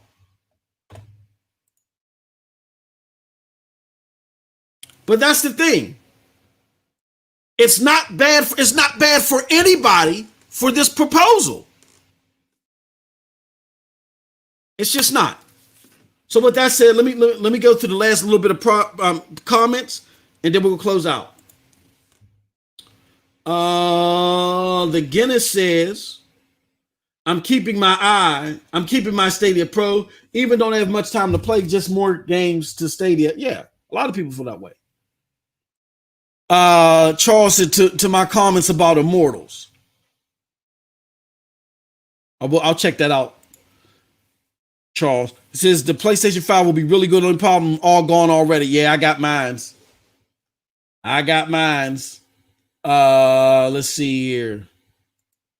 Johnny Bonnet, Risk of Rain 2. Yeah, Chris. Yeah, Risk of Rain 2 is awesome. Let's see here.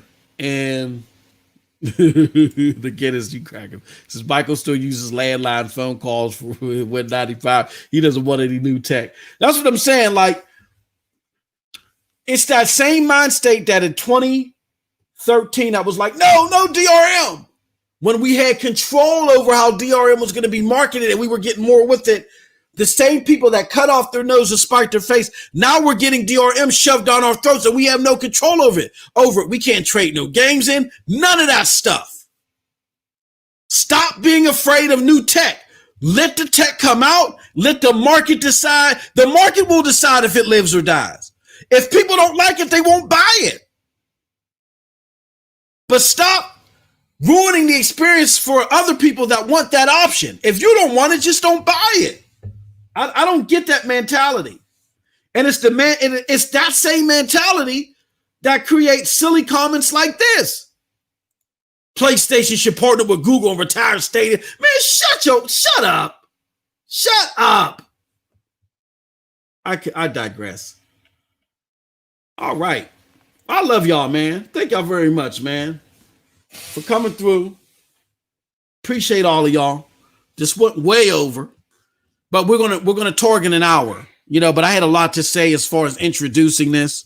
Shout out to Eddie Player One for coming through. Shout out to Eddie, and shout out to the homie Chase for coming through. And then I saw Project Storm with the quick yo in there. But now it's time for me to get off of this and get ready to work with the brother Storm. So with that said, I thank everybody for coming through. We're gonna be doing. Look, here's what y'all need to let me know. I'm gonna put a poll out there on Stadia Dosage. Matter of fact, I'll do it later in the week. Right now, I'm going to do this every Monday, Wednesday, and Friday.